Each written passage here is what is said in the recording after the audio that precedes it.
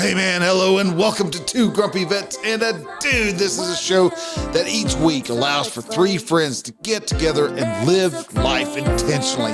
We do this by throwing a little social commentary with our own weird sense of humor and our thoughts together to show folks that having weekly conversations is a good way to help each other out, help men become better men. And so now on with the show with Bryan, Rich, and the Dude. Dude, what's up? What's going on? Why are you always first? Because I fire everything up. Yeah, Progress. kind of figured. That's why. Ah, I just had to mess with you.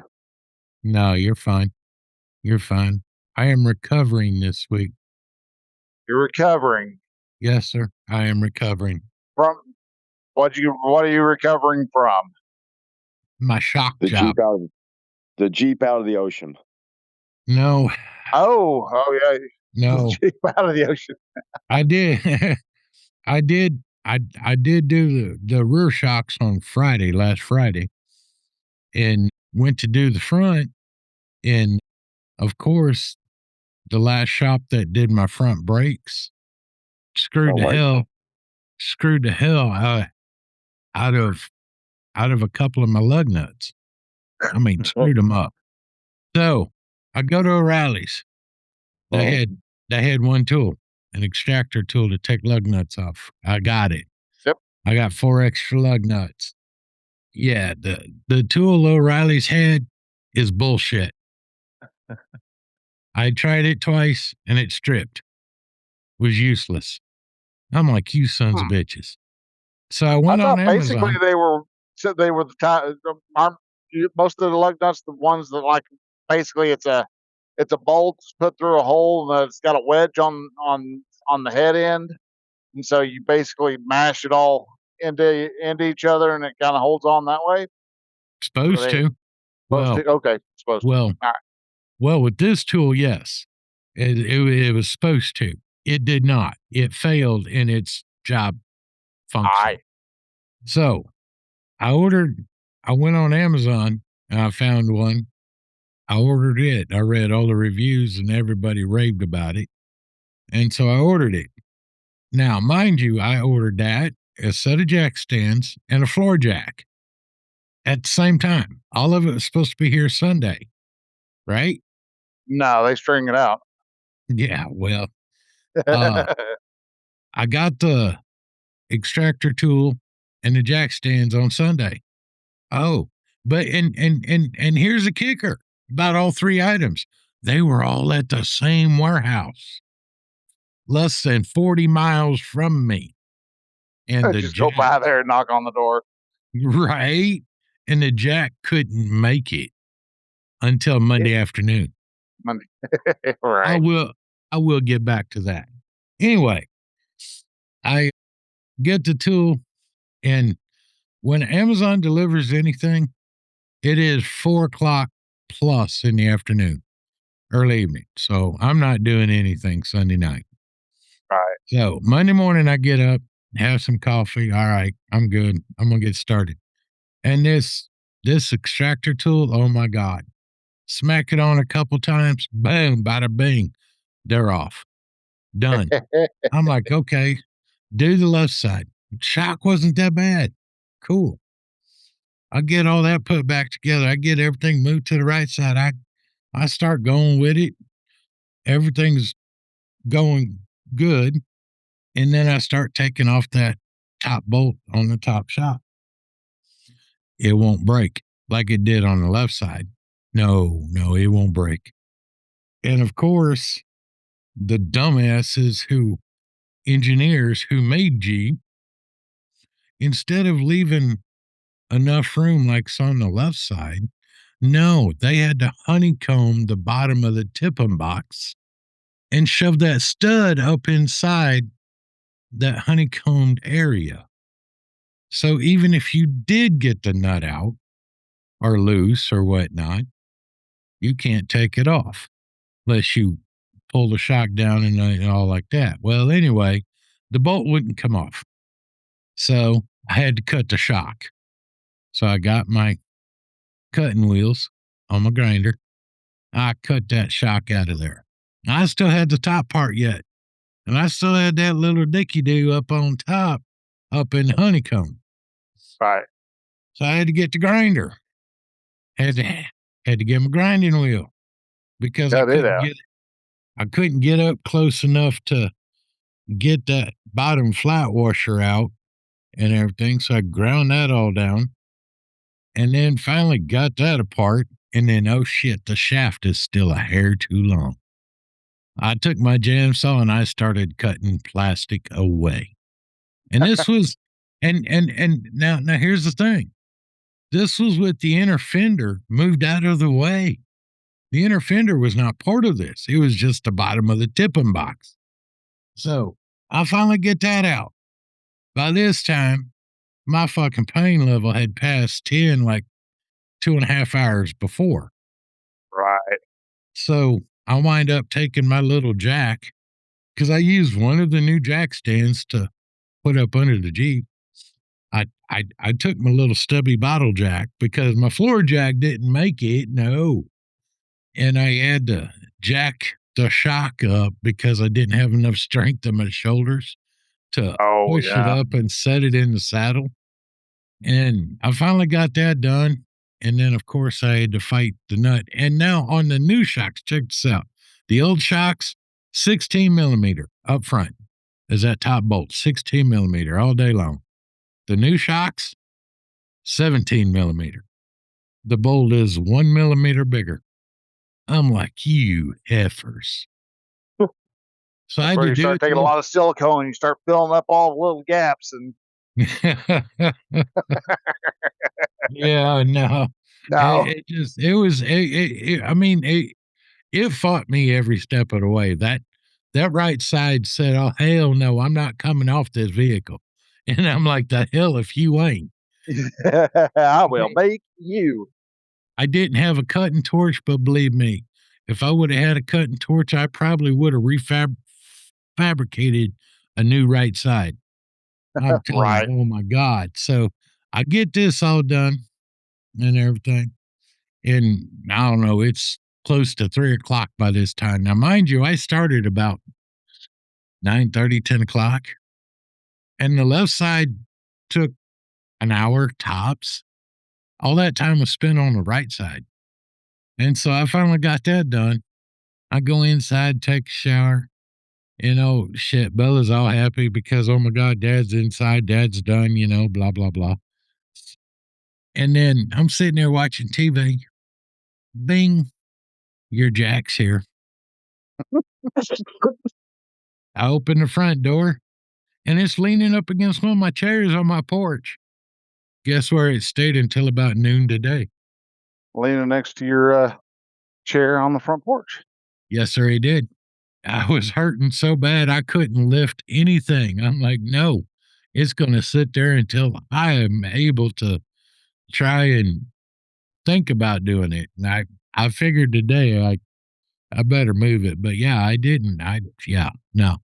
I was like, but the ride difference, dude, when you ride with me this year, you should notice a major difference.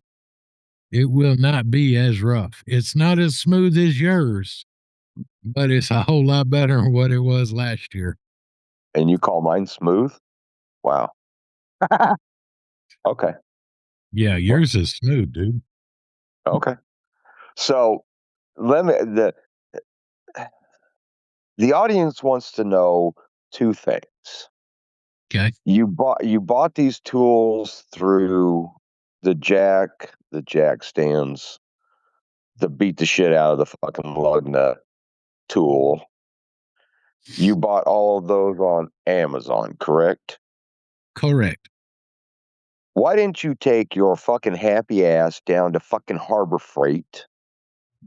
Because it probably would have been cheaper. No, it wouldn't, because I checked Harbor Freight first. And Harbor Freight wanted $40 for their little set. Okay, so for what, the jack stands or the jack? No. The lug plucker. Yeah, the lug nut tool, the jack stands are 40. The Okay. lug nut tool was $37.99, and the jack, I had done missed the coupon days for like 25% off for the jack. So yeah, so there was probably another $40. So all three would have been about 120, and Amazon all three was 72, I think, Okay. if I remember right. That's cool. That's Either cool. way, no. I checked Harbor Freight first because shit, 8 miles from Harbor Freight. You know, I don't just go straight to Amazon. I check Harbor Freight, and yeah, Oh, see that's okay. that's like when I changed the clock spring. I checked on Harbor Freight for a steering wheel puller, and they had one. I went and got it, and I opened up. I looked at it, and I'm like, this just doesn't look right. And so I watched a few more videos and found out I needed the one with the little claws. And this one from Harbor Freight didn't have it. So I had to go to O'Reilly's and pay $20 for the one with the little claws. And I took that one back to Harbor Freight because I hadn't used it. I ain't going to keep it. It's not like I'm going to do clock springs for half of Pascagoula, you know? Right.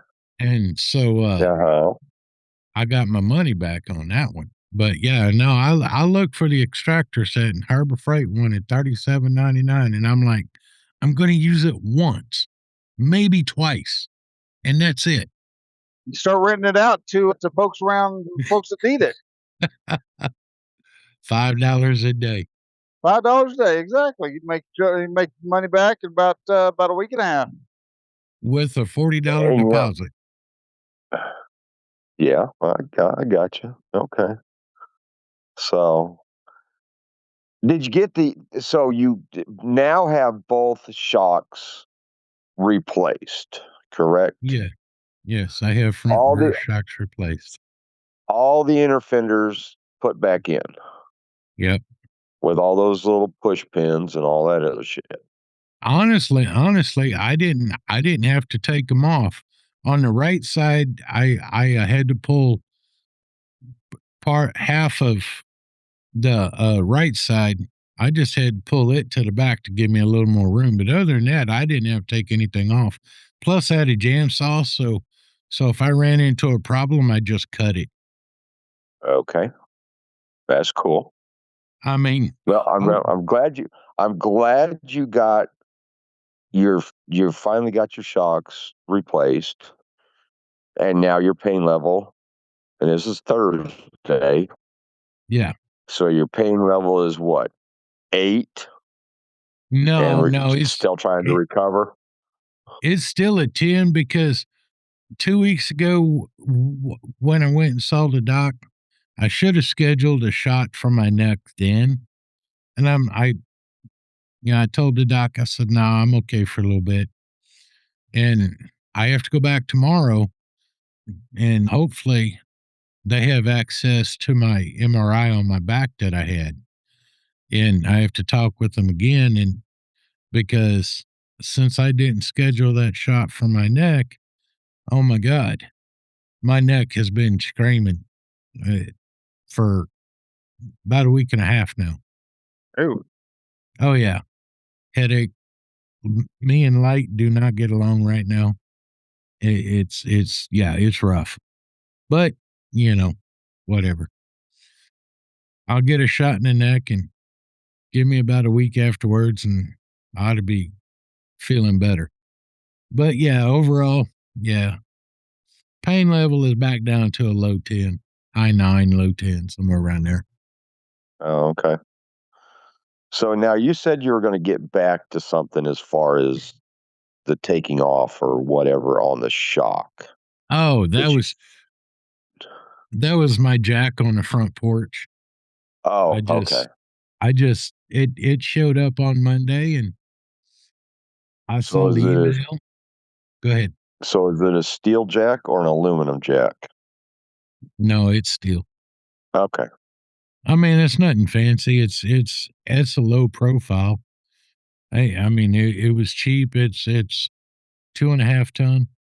I mean, Okay. it's not like I'm gonna try and lift the whole Jeep. So, Well, yeah. and you see, I was just wanting it because I didn't, because with my little 10-ton stubby bottle jack, I had to crawl on my back and my side trying to get everything positioned.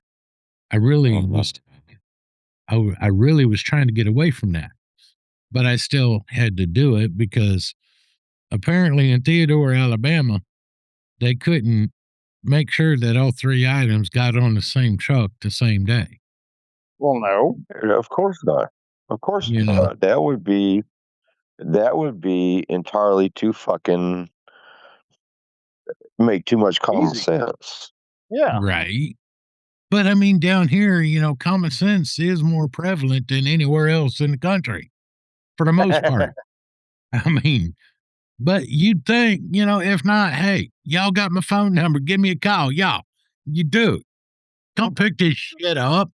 I'll be there in a minute. Yeah. I mean, seriously, Right. Theodore, Alabama is between me and Mobile. In fact, the stuff left the warehouse, went to Mobile, and then came to Pascagoula. So it went backwards about 10, 15 miles and then came forwards. Just call me. I'll come.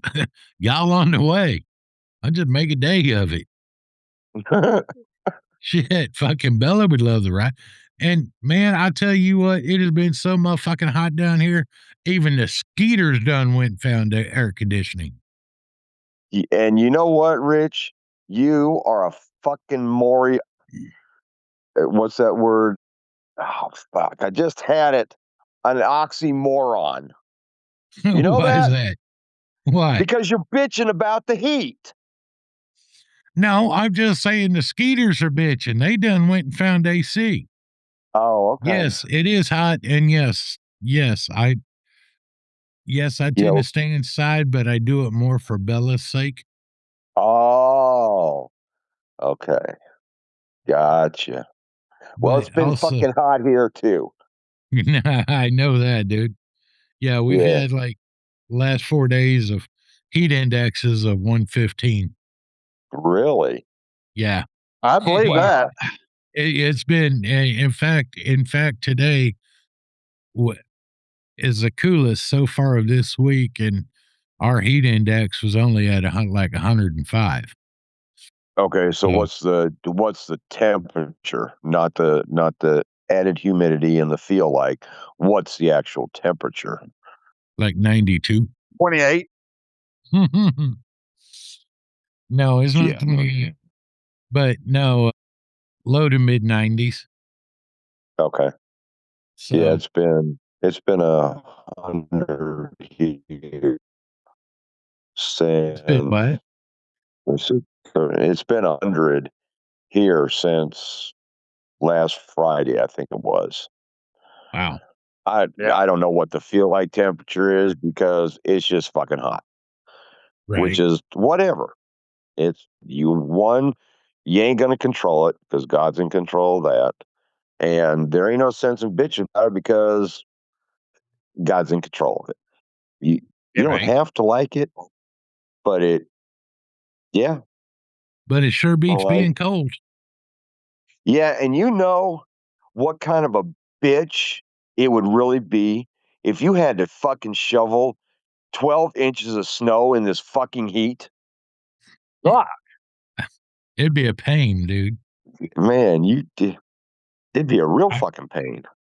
I I would be packing the house up and moving. So, okay. So there's your Jeep story, and not to, undermine your Jeep story, but do you know what happens when you fuck around and find out? You find out. Yeah, you normally find out more than you really wanted to know in the first place. But Well, go ahead. it tends to fucking get really expensive really quick. Right. Yeah. So last Saturday, we were at our monthly car meet, Dust to Dawn.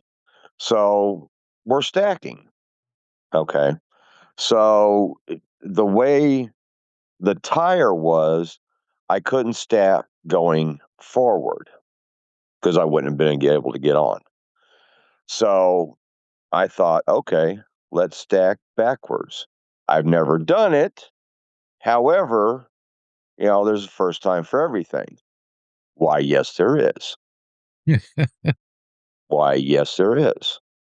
That stacking in reverse to get up on that other tire has cost me $320 for one part. And since I'm going to have that part off, I'm going to get the belt, which is another $60.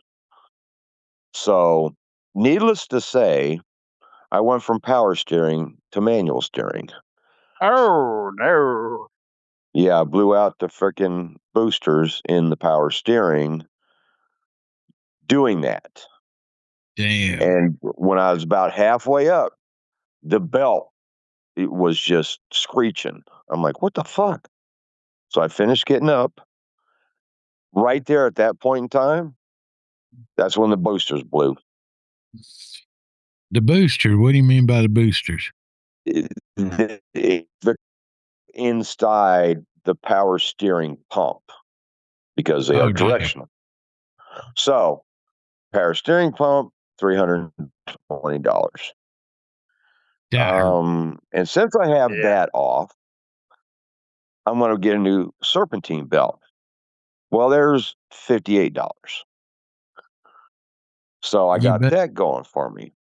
You better add, because I was looking at that for mine and Rock Auto. In fact, you need to check Rock Auto for these parts because I can get a serpentine belt and Rock Auto recommends you change the drive belt tensioner at the same time so it doesn't wear out the new belt, but I can get a serpentine belt for like $17. I can get Okay. everything I need. I can get an idler pulley, drive belt tensioner, and the serpentine belt for $40 from Rock Auto. Really? Okay. Yeah, So and now I don't have it's all to. I don't OEM. have to get the belt, because we'll find out come Saturday morning what the tensioner feels like on, because I have to take it off anyway to get to the power steering pump and get that off. Right. So, and then they also say, do not mix old fluid with new fluid. Right. So, how do you take the old fluid out of the steering gearbox? Oh, you I put just water found in out. Yeah, no. So, when you're Put your putting lips in on the, it and suck. Suck on it. Yeah. there's a way that's a little bit easier than that, but it's going to be a pain in the ass. So, it is what it is. So, since the tires are already off the Jeep, and that story's coming here in just a minute, you go back and forth, you turn all the way to the left, then you turn all the way to the right, because your power steering pump is actually, the fluid is directional. Doesn't matter which way you're turning, the fluid is always being pushed out and going back up to the reservoir and getting recycled like your radiator does to your engine. Right. Okay. So got to push out all the old fluid, and that's just a matter of turning it about 100 times to get all the fluid out and get the new fluid in. So that's going to be that bit of fun. Oh, and by the way, if I take the serpentine belt off, I have to remove the alternator because the alternator is on backwards compared to the rest of what your belt hits. Your air conditioning, your power steering, the alternator, your Why do you have to take the alternator off? You shouldn't have to take the alternator off. Tomorrow sometime, and I've already looked at it, because the alternator is on backwards. So the alternator is actually all the rest of the pulleys are facing forward. The alternator is facing backwards. So you have to take that off to get the belt off and the new one on, and then just put it right. Okay, so I'm trying to picture this, and I'm sure I'm picturing it wrong. So, like, if you've got your canyon of gears, or not gears, but of pulleys on on the left hand side, you got your radiator and your belt and your fan on the opposite side. Are you saying that the alternator is on the radiator side of the canyon?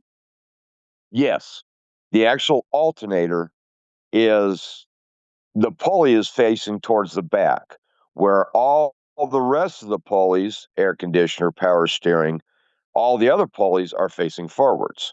The alternator is facing backwards. Wow. Now, and going back to Rich's comment, yes, there is a lot of engineers that should just be fucking Drug out in throat the street chopped. and shot. Yeah. That after they've been throat chopped, the way they fucking design this shit. I So, agree. So, Especially if so that especially if it's on backwards. yeah, so so it's just a matter of unbolting 2 bolts to where you can get the belt off and put it back on, and then just putting the bolts back on, or just screwing them back in. Not a huge deal. So then going to lug nuts, where Rich said that he just had fun with his lug nuts. Well, I didn't get that extraction tool because the tires came off. Didn't need to worry about that. However, the spacers on the front, the 2-inch spacers on the front, one of the lugs did just exactly what yours did.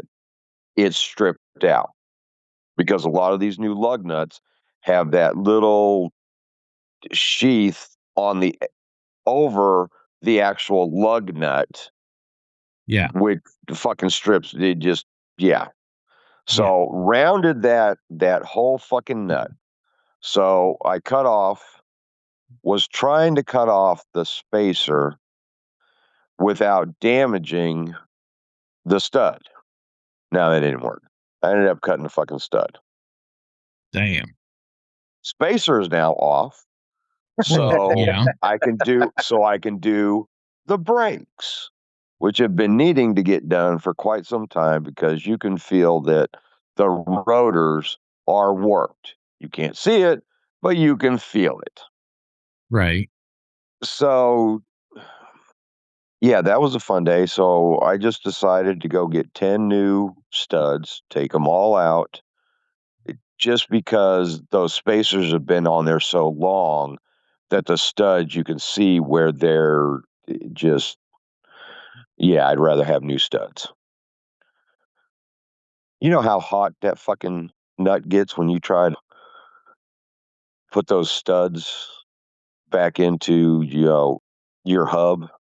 You know how hot that motherfucker gets when you use an impact tool? Yes, I It do. can get pretty warm, yeah. Yeah, that motherfucker gets hot. That he does. And I mean, it gets damn hot. So I went and bought, because the lugs that I have, because I have the slotted lug nuts, because I've always had the slotted lug nuts on pretty much everything. Right. So the lug nuts that fit on the spacers are not the same ones that fit on the hubs.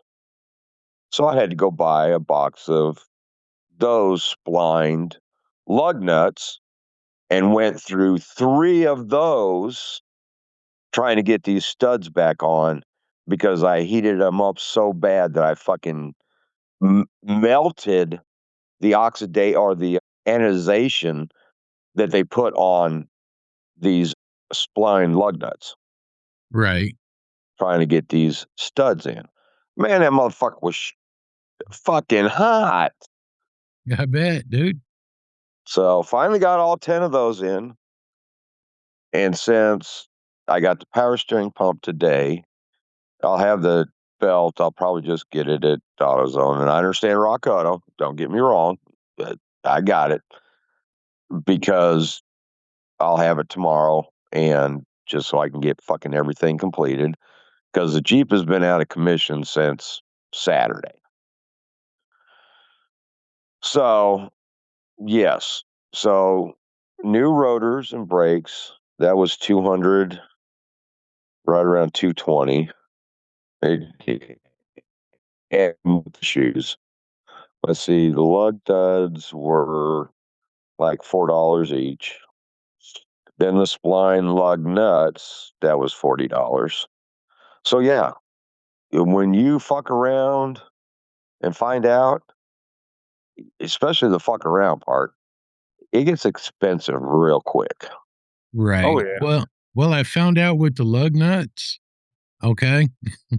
Because like you, I paid $4.19 for four of them. And when I got to looking on Rock Auto, you can get a set of 20 for $17.60 or something like that. Same OEM style, the same ones O'Reilly sells for $4.19. You can get a set of 20 for $17. So I'm telling you, check Rock Auto, because I was like you. I Well, paid and I didn't think, $4.19. and I wasn't expecting all of this. No, I But get it.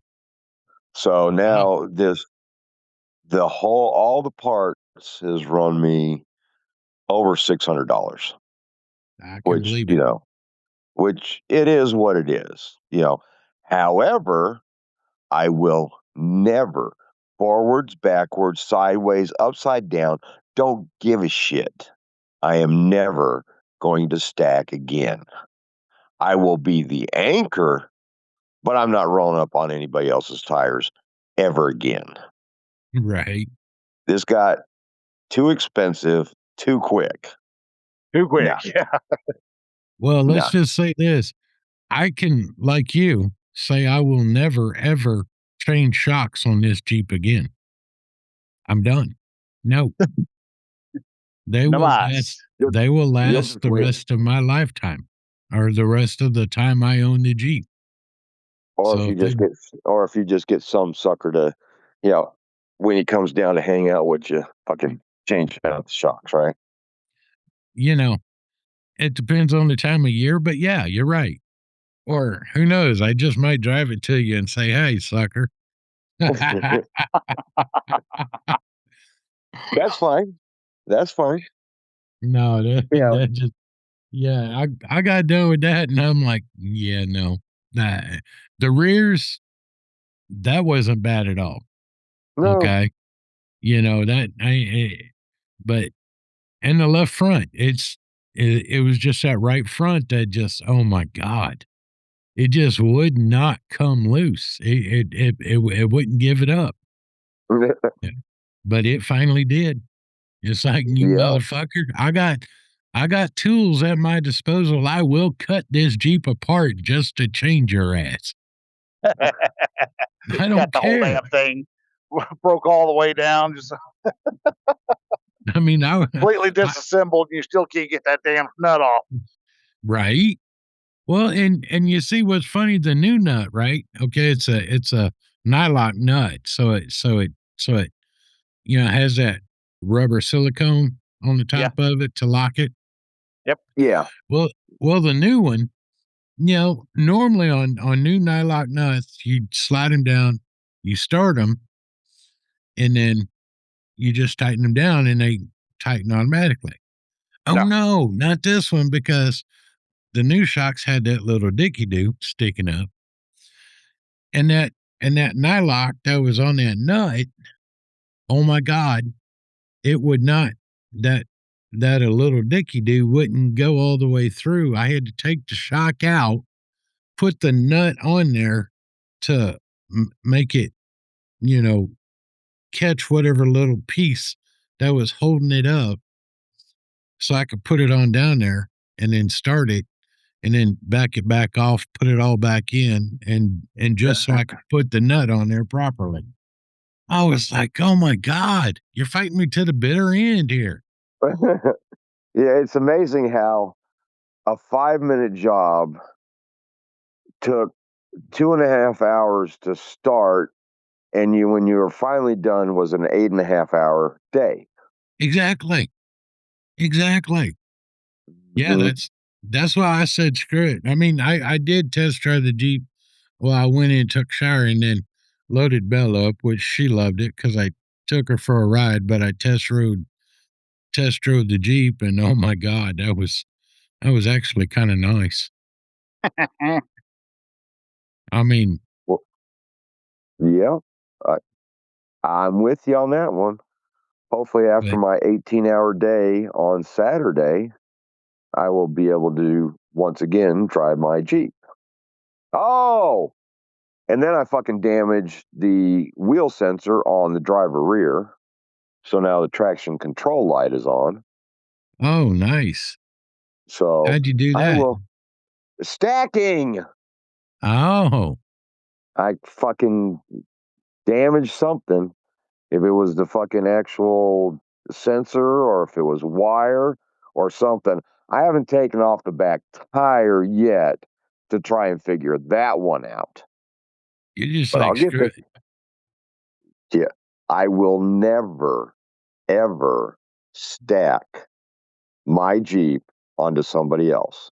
Somebody Right. else I will let them use mine as an anchor and people can stack up on my Jeep, but I'm never fucking stacking again. I don't blame you, dude. This has costed me entirely too much fucking money, too goddamn much time, and it's fucking hot outside. Right. Damn it. It's 100 fucking degrees. And see, you ain't got no shade. At least my carport is covered. Well, now I do have an awning that I will Okay. fucking, the 10 by 10, just like what you have, Uh and I'll roll that motherfucker out so the sun isn't directly hitting the back of my head. huh. The back of your bald head. Yes, and creating a wrinkled bacon look back there. Hell, I already Slap some copper got it on. tone and flip, dude. Exactly. Too late. My face already looks like that. With all those wrinkles, it looks like a fucking crispy bacon on my cheeks. Don't Oh, mention my fucking forehead. oh shit. Yeah, no, I am very thankful for my covered carport. Very thankful. Well, and I got a two stall garage, so I'm one up on you. But nothing of vehicles will ever fucking fit in that garage. See, so what do you have? An outbuilding. Yeah. Pretty much an attached outbuilding. Yes. So With so much fucking crap and there's a lot of my daughter's stuff and the grandkids' stuff. I'll let them throw it away, but it may get to the point where it's like, you know what? They're never gonna fucking use this, and this. Fucking gonna go in the trash. either that or load it up in a U-Haul and truck Hmm. it down to them. Say, here you go. Yeah, You know, it's like, I but need to use my garage. yeah, because it used to house a '50 Chevy pickup truck, and when that stopped running, that truck became a shelf, and you could barely even know that there was a truck in there. And the only time that I have ever pulled a vehicle in this garage is right after I bought the house. We purchased the Chrysler Aspen, and we needed to make sure that it actually fit in the garage. And And that's for almost 20 years, I've never had, other than the pickup truck, which was in ended up being in pieces and parts anyway, has ever been in that garage. So you pulled the Aspen in once, and that was the last time it was in the garage. That's right. Just to see if it would fit. Oh, Yep. my Lord. Before I purchased it. I only purchased it to see if it fit in my garage, but it's not going to sit there. But it's never going to go in the garage. That's right, because I have too much stuff. I need to buy a bigger fucking house. So then I just can have a yard sale, dude. You're right. That's true too. Have a but if yard I buy a sale and pay bigger your house, freaking house off. Sounds like you got enough shit. If you yeah, sold it, you'd pay your house off. yeah, possibly, or just gut the motherfucker. Well, that too. That too.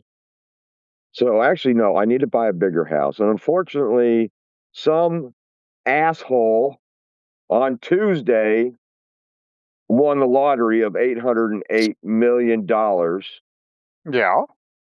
But it wasn't fucking me. Oh, Asshole. dude. Yeah. Fucking asshole. I'd be able to buy a bigger house to fit all my stuff. And then eventually acquire more stuff. But no, you got to wait for what? Saturday? Yeah, Saturday morning is when I'm going to do everything because I'm going to fully bleed all the brakes because that hasn't been done in I don't know how long. And I know I have air in it because my pedal isn't as stiff as I would like it to have. Well, So also check your rubber lines too. Well, I no longer have, no, I don't think I have any rubber lines anymore because everything outside of the hard lines that are on going through the frame of the vehicle, the lines that I have, the flexible lines that I have are steel braided lines. Okay. So Okay. I know they're good because I haven't seen any seepage out of those. Okay. Well, check Harbor Freight. They honestly sell an automatic bleeder. All you got to do is use your air compressor with. That actually works. Or just call my neighbor and say, "Hey, motherfucker, come on over. We need to work on the Jeep. And by the way, I need you to pump the brake pedal about 90,000 times." Right. I mean, yeah, you could, but see, I didn't have access to that, so I got a little whole brake bleeder system. Yeah. And even though I got a small air compressor, it's about the size of yours, and it took for freaking ever. But by God, it'll damn sure bleed brakes. It'll pull all that air out and pull fluid through it. Yeah. Oh, I know what you're talking about, where you attach that and a fucking can of brake fluid and just it'll suck it in when it needs it.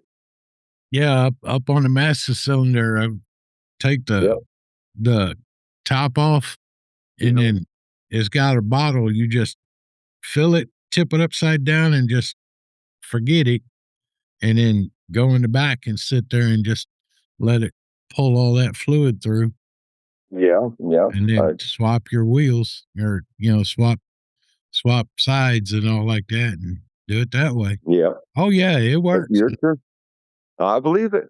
Because I used it when I did my rear, and I still bled all four. Yeah, and I got a neighbor that owes me some time. Not only that, they owe me a carton of smokes too. But if I get them, I get them. If I don't, I don't. I'm not going to, cry. Right. Yeah, because I'm not a crier. I'm a whiner.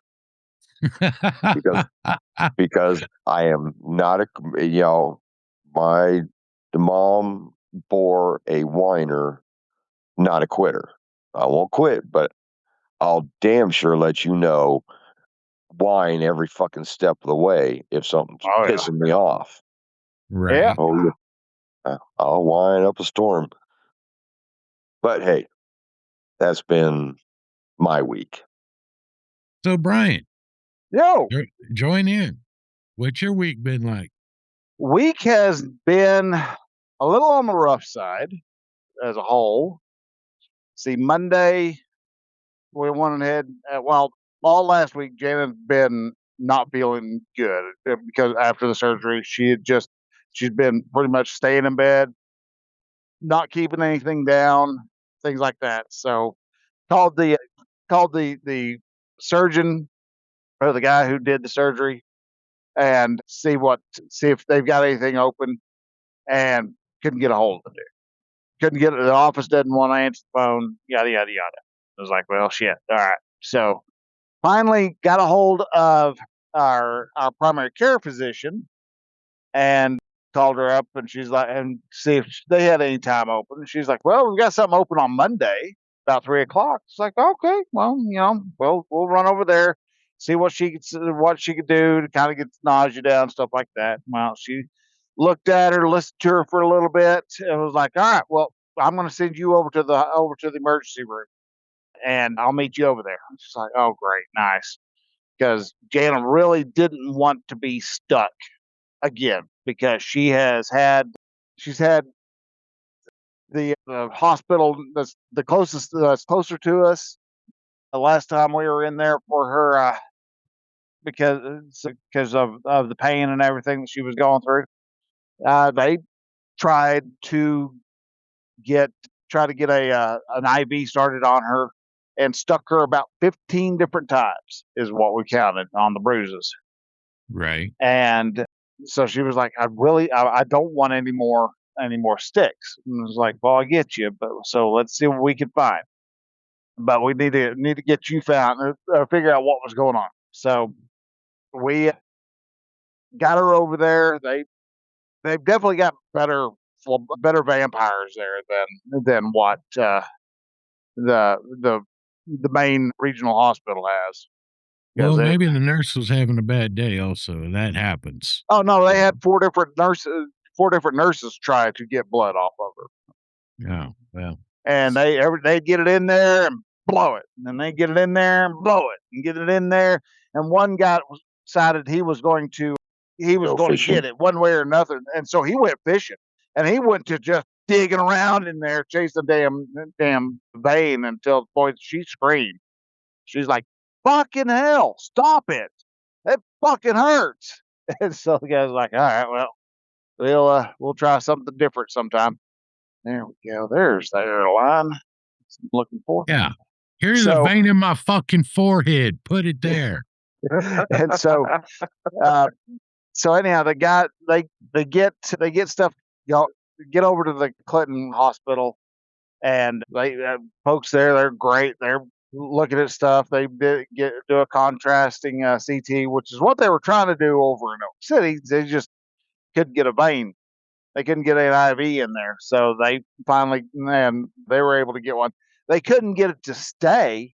They would get it into her arm, and they'd start trying to do something, and it slowly start working out. And so it wasn't working right.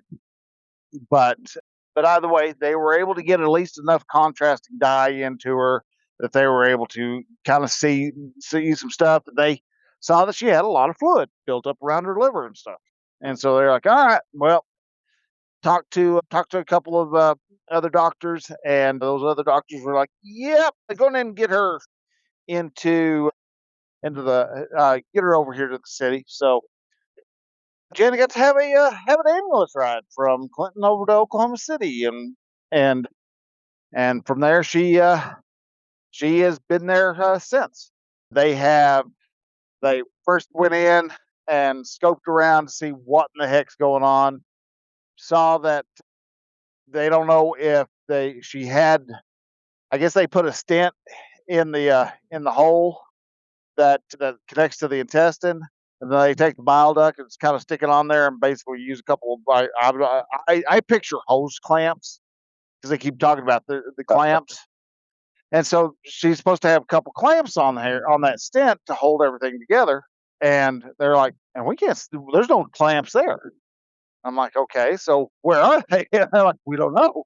They're like, so don't know if those clamps are floating around in the body, floating around inside the body, or they just didn't put any clamps in there, or what. So So they oh, sorry, I'm airing up a tire. Airing up the donut because I went to go visit her last night, came home, came back, and as I was coming back, all of a sudden I feel I'm like, oh shit. So sure enough, had a flat tire. So I did a roadside change. Only took 15 minutes, but at the same time, my donut only had like 25 psi. So there we go. We're over 50 now, which says it's supposed to be 65, but we ain't getting 65 in there because my tire gauge only goes up to 50. So you're saying Jana's back in the hospital and still there? Jana's in the hospital, still there. She's going to be there. Well, so they got put a new stent in, got everything all clamped down, slapped a couple of patches on her and stuff that are plugged. That I don't know. So anyhow, they did something to her so she's not leaking bile, because that's what they found out. She was leaking bile, and so that's why, because her primary care physician's like, your stomach is really, really hard. And she was listening in and to her stomach, and she's like, and I'm not hearing any stomach noises, no gurglings or anything like that. So she's like, so that's why she wanted to send her over to the hospital, to the emergency room. So they got all that done. Apparently they were going to start figuring out the best way to blow up her intestines enough to where they were going to actually start working again. And after they got the bile leak taken care of, she said that night a week's worth of shit just come flying out of her. Yeah, so she was like, so she's still been having problems. She says 3:00 is witching hour for her, so she's got to pay attention about 3:00 and try to get herself to the toilet. But once they got they got the stent put in, and then today they went on ahead and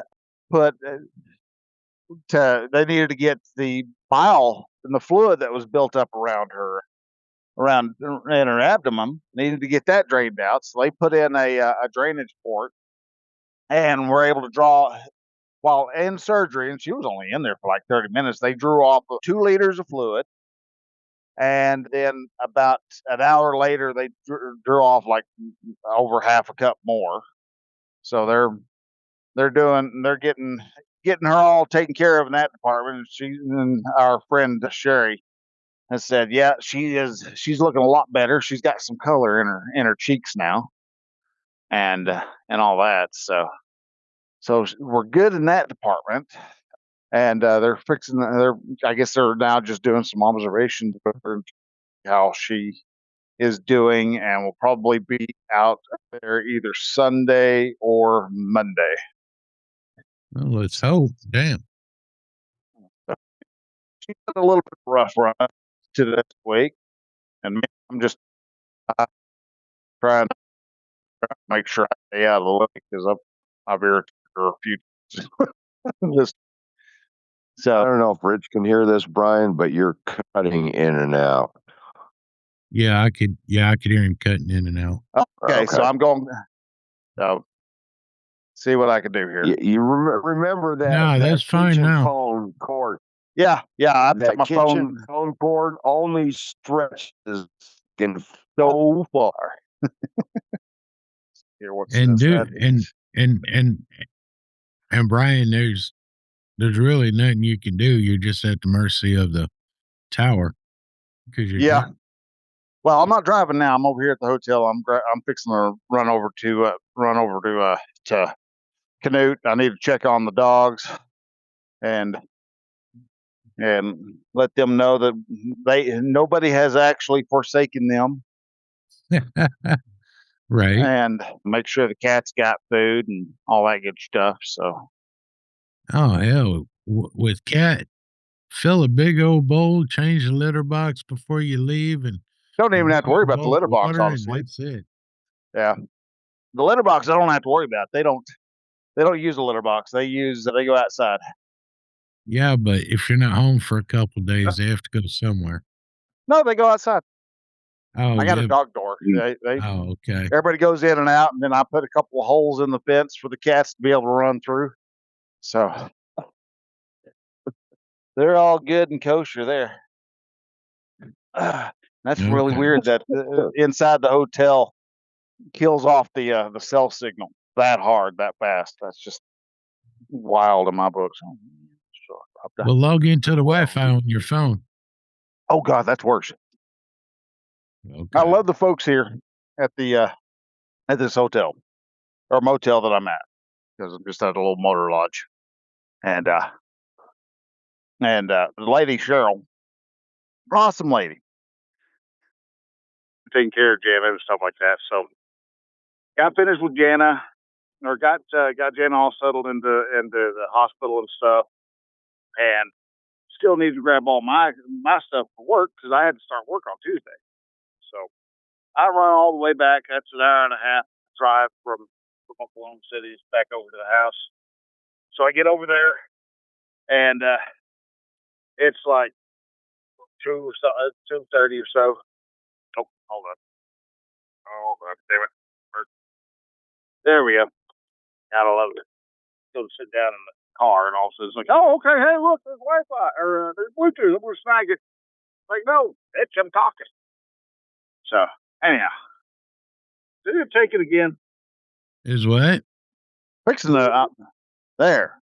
There, that's better. What? You were sounding like you was in a tunnel. Well, yeah, because it picked up, and I was on the car stereo, so I was just like, it was. The car is very demanding when it comes to taking control of Bluetooth. So it's like, no, I don't want it. No, I don't want it. No, I don't want it. And finally he goes, all right, fine, I won't take it. So, but anyhow, so I get over to the house. I get about 3 hours of sleep, and I got to get up and pack everything in the car, take it to Sealing, because it's just I was tired. I bet. And so I just once I get over there, I just take everything, I throw it into the room, and jump in the shower real quick, scrub myself up, climb out, take off, go to work. I get back, freaking Cheryl has taken, because I usually just have all my work shirts just kind of bundled together, sitting somewhere, just so I can, and I'll end up hanging them up. She had taken all the everything that I just stacked on the writing desk there. She had kind of put everything away, took all the extra bags and stuff, and put them in, and made a bag of bags, and took my work shirts and stuff and hung them up. I mean, I was like, holy shit, man! I shot her a text, said, hey, you didn't have to do that, but greatly appreciated. So and so yeah, I enjoy going over to over the Sealing Motel. You ever find yourself in Sealing, Oklahoma, and you're finding yourself need a place to stay, hit up Sealing Motel. Okay. Late at night they get full fast, but and that is very good to know. However, the chances and the likelihood of myself, I can only speak for me. I cannot speak for Rich. I can only speak for me, that I will probably never be rolling through that town. No, good chance that you won't, but there's always that chance. Never say right. never, dude. You're right. There's, you always have that chance. If I wanted to go that direction to go up to Colorado, probably not going to happen, but. Nah. But the odds of it happening are about the same as winning $800 million. I'd say if you're coming from Tulsa, not Tulsa, you come from Temple, going up to Colorado. Well, that's actually fairly direct route of hitting, coming up to 183. They're going up to Dallas, jumping on 287 to 183, 183 going up to just going riding up till you get to. Lyman, Colorado. You Oh run. yeah, you can ride it all the way up to Lineman, or if you're wanting to go wanting a little further south. I mean, when you hit like you could jump off and take. It's not Well, 33. What is it? I can't think of the name of the highway. Anyhow, go from Sealing all the way over to Arnett, going to Higgins. oh, that's a long way, dude. Well, you'll hit you or go up to Woodward. No, that's right. Go to Woodward and cut across, basically cut across the Panhandle, the Texas Panhandle, and jump over into Clayton, New Mexico, and that'll drop you off over into the Raton Pass. Yeah, oh, And that's if you ask me, that's a long way.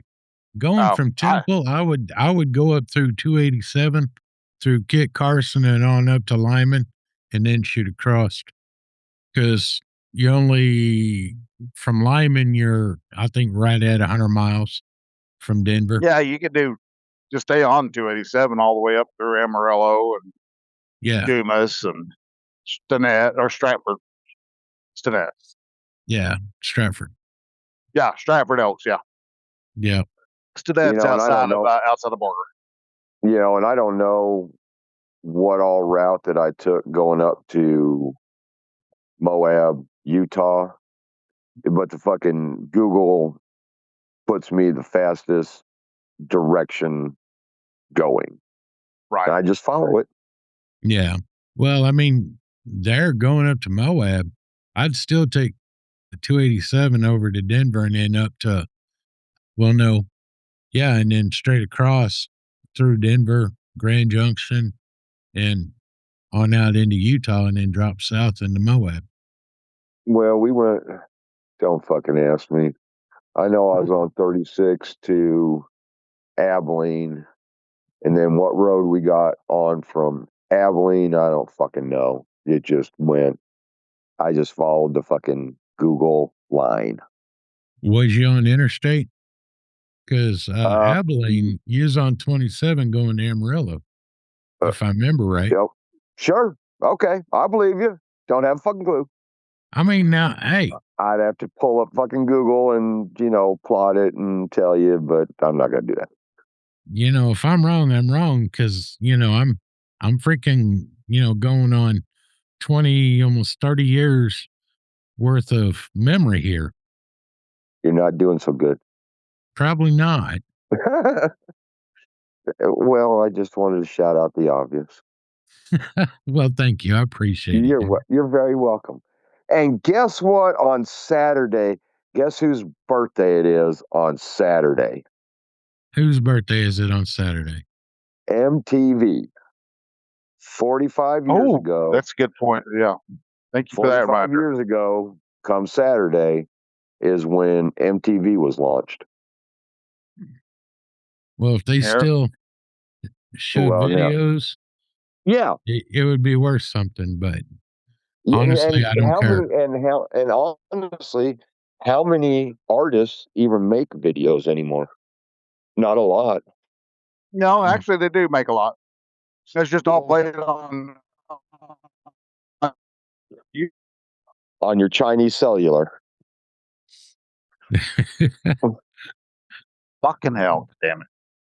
Now probably on YouTube and YouTube and what have you. Yeah.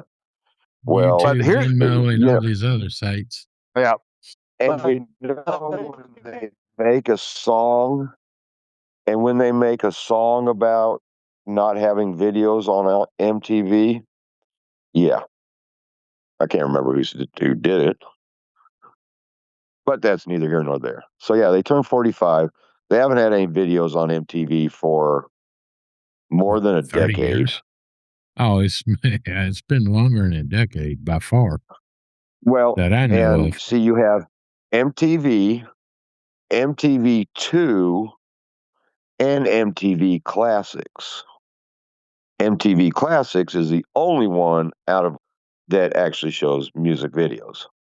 Oh yeah, and do not forget VH1 because MTV, and we lost Bryan for a minute. Oh, we knew that was gonna happen. Right.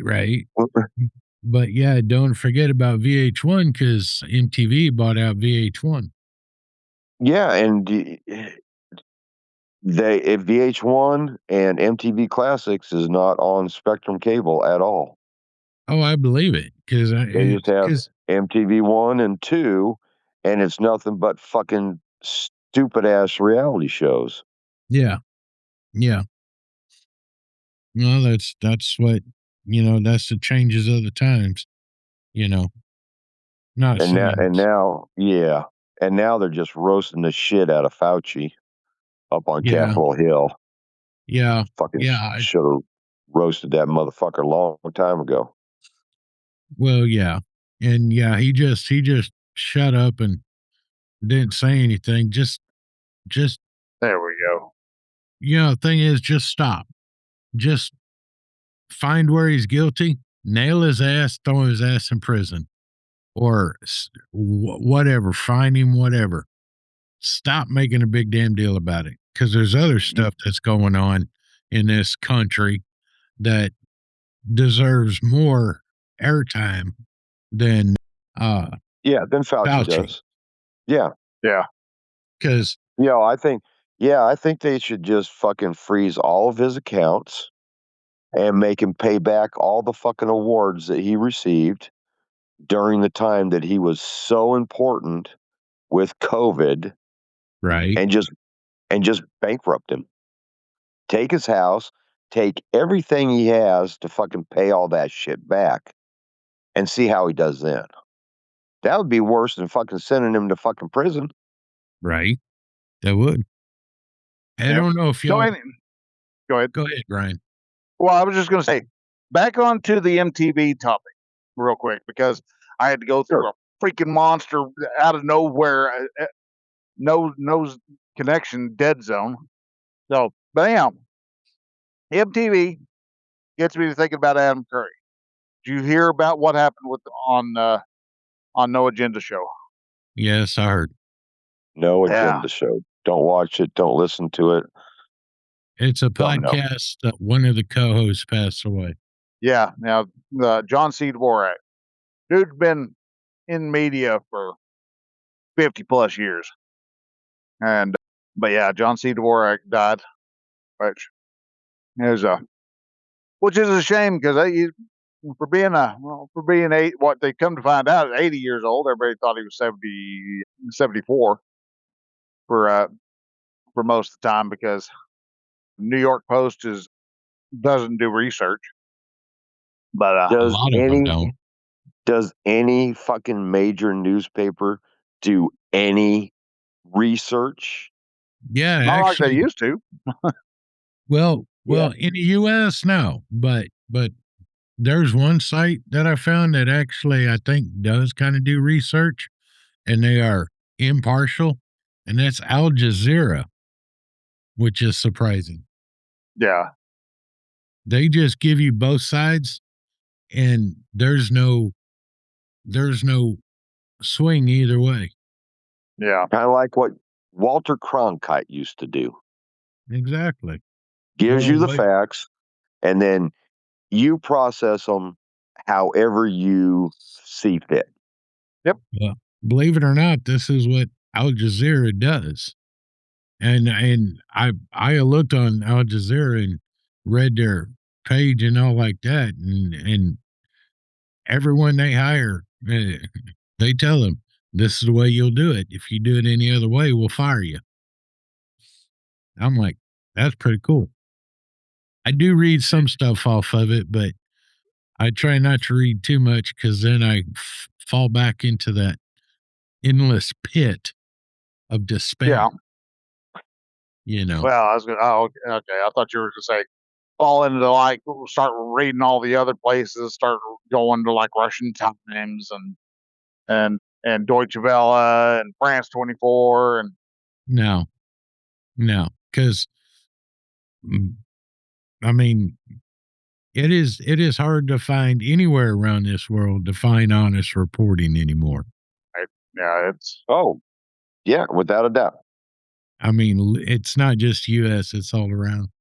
Hey, have y'all heard this? This is I don't know if y'all have heard it, but it's something that is playing out here in the U.S. There's a dude that went to South America, and he come back. He's crossing the border, right? And border agent asked him to see his phone. It was locked, and the border agent kept pressing him for his password to unlock it. He was like, "No, I don't have to." He kept pressing, kept pressing. The guy gave him a password. It wiped his phone because his phone was running the GrapheneOS system, and it had the he had the duress password setting turned on. So when he gave him that wrong passcode, it totally wiped his phone. All Right. information on it was wiped. The U.S.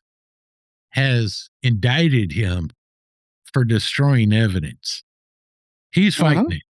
He's fighting it. And it's like that's bullshit. That is just bullshit. It's like, what is her name? Shiloh something. They've actually arrested her just for for saying words here in here in the U.S. So I can't think of her last name at the moment. But right. But yeah, this guy was coming back, and because apparently at the border now it's still being argued and stuff, but a lot of times, say a border patrol, they can basically take anything they want. Yep.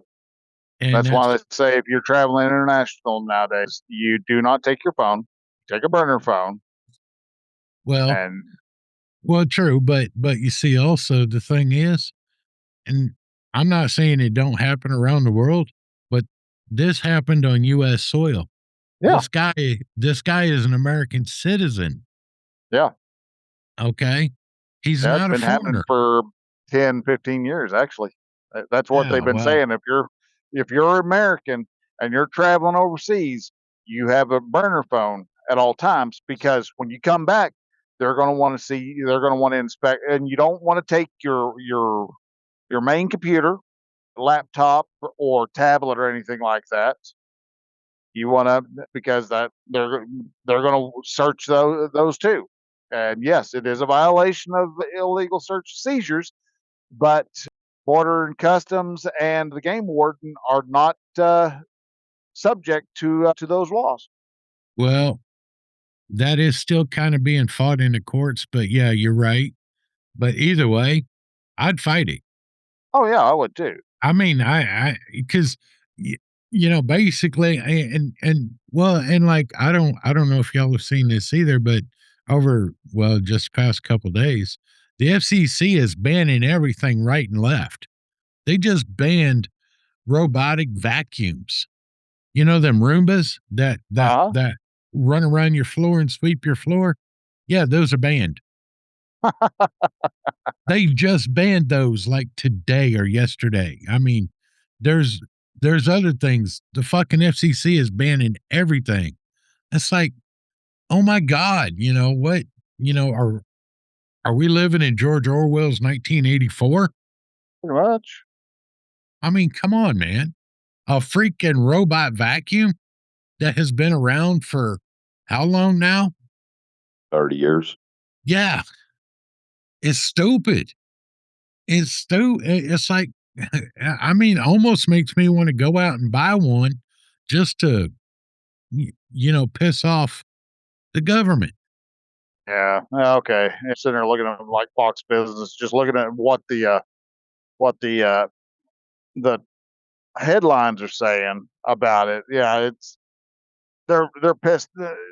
American robotics companies are still pissed off that China's kicking their ass.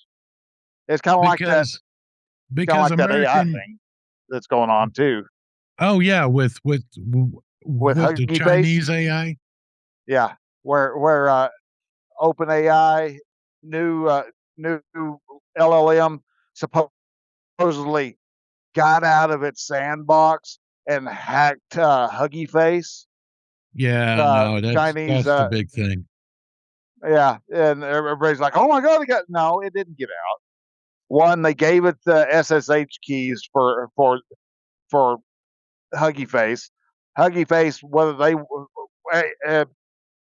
to admit it or not, Huggy Face, I'm sure, is probably part of ChatGPT and OpenAI in It some form is. or fashion. And so, yeah, it didn't break loose. It was doing what it's supposed to. And there's basically that's their way of going, see, you don't want to use Chinese cheap Chinese AI models because they're look how easy it was to be hacked by our bot, and it's Yeah, like, but see, no, hang on.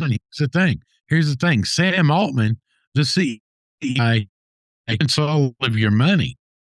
yeah, he's got to be realizing that no Yes. one AI is a Because losing he money was at deal, and number 1 earlier this year and went down to number 3.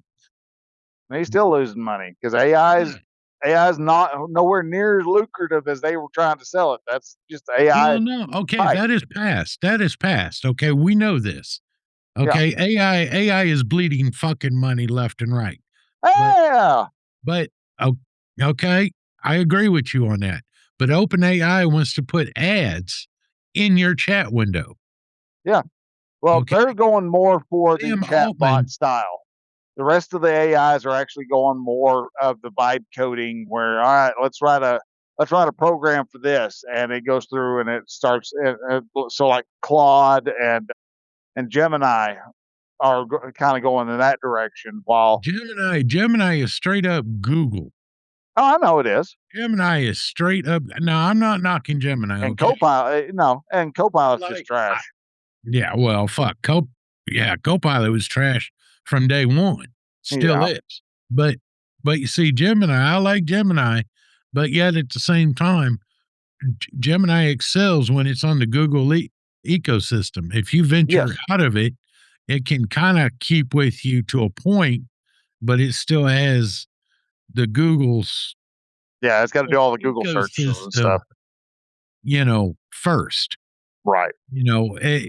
But you see, this is where OpenAI and Sam Altman has stated this in multiple articles that he just wants your money. Essentially, yeah. And that's why he's wanting to just turn. They're more pivoting more towards having the chatbot. They're creating a little hardware piece. No one's sure exactly what it's going to look like. Whether it's going to be something you clip on, or if it's going to be more of an Alexa style item where you just set it on your countertop and and you have conversations with it that way, or what. But they're going into basically the personal voice assistant type of model, as opposed to So, what everybody else is. so basically, they're trying to go after Amazon Alexa. Well, Amazon Alexa is if they were to go toward take on Amazon Alexa, they could blow Alexa out of the water, because I mean, at least, Oh, I know that. but it basically not quite so much as where you can order stuff on through the Alexa tube, the lady in the tube, but more of you can have discussions with it. You can it be a digital companion. So you get Yeah. more of the idiots that go off and try to marry their little cube and Well, let them. oh, Let them I marry agree. their I cube. mean, It's. I mean, you don't want the mentally unstable folks in society anyhow. So just anybody you that know, marries, you go, okay, congratulations. Let's go into this padded room. We're going to go off and have a ceremony right in no, let them. here, and make it be a giant Faraday cage so it can't connect to anything. Let them stay in their house and spend time with their little cube, and they'll be happy, and they won't bother anybody. We don't have to worry about them. You know, throw a Yeah, Cheeto they every can. now and again. Yeah, tell them to fucking stay there and get the hell out of my way when I'm driving. Right. Just stay your fucking ass on your porch. Period. Well, they're married. They have to now, remember? You get married, you can't do nothing, because the wife has the balls. You can't do anything, man. So true. I mean, I'm single and I know that because I've been married twice. No, it's just stupid. It's just stupid that the FCC is like seriously banning everything right and Yeah. left. And No, it's and and yeah, they're banning all sorts of stuff because and you see the thing is what they're doing, okay, because we've been inundated with Chinese Chinese products. crap. Yeah, Chinese crap, but there's also Okay, some okay, hold it, hold it. You can say crap. random quality. Hold it. You can say crap, random crap, okay, but call it where it is because a lot of the American companies went to China to get it built cheaper, so they didn't Yeah, spend as much. So it's yeah. not just the Chinese. No, It's it's not. the Well, it's companies. the Chinese means of doing stuff, But and again, again it flies in the face under the of guise of the everything. American companies. Yes, but The again, American what companies I'm trying to failed say. the Yes, American yes, people. you're right. You're right. Yes, you're right. You're right. You're right. And oh, by the way, you're right. But what I'm saying is that the way China operates, it flies in the face of of everything that the communists say about capitalism. Because what they do is they make it as cheap as possible, and they flood the market with the cheapest possible stuff. So they steal the all the information from the American companies that are doing business as American companies in China to get cheap labor. They take all Right. that That's information, then they just make it again, slap their own little word on their name on there, and will or actually they'll slap about 500 different names on there and send all of that out. So all of a sudden Right. you've got 10 million units of the same damn thing going across, and that's where you get inundated with the Chinese crap because they don't care about the quality. Now the uh, the American companies, they'll sort of care about the quality as long as it doesn't affect their bottom line. Right. But then you have companies like DJI, which has actually realized that hey, if we do quality, people want our stuff better or want our stuff more. And yeah, they have all the little cheap Chinese knockoff folks going crazy, making their own form of DJI drones. But and that's I'm just using DJI as a case because you've got instead of Ring doorbell, you have Waze or Wise Right. that has all the same stuff. It's and it's cheaper. You can get a webcam or not a webcam, but a security camera for $30. $80 you can get a doorbell, a You camera see, and doorbell.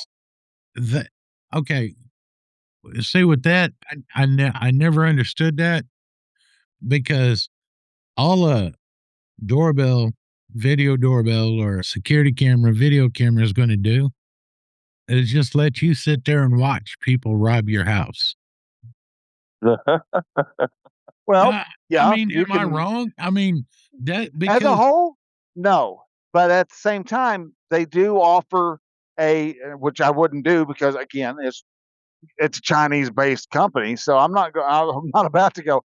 Yeah, check out all the aspects of my of all get all that information from about my home. Not that China would do anything with my home. They'd go look at my home and go, "That place dirty. We don't go." No, but Brian, the information about your home is already out there. oh yeah, They already have the information. yeah. That's Especially the if you whole had thing about all this shit.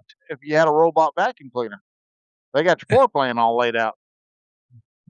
Really?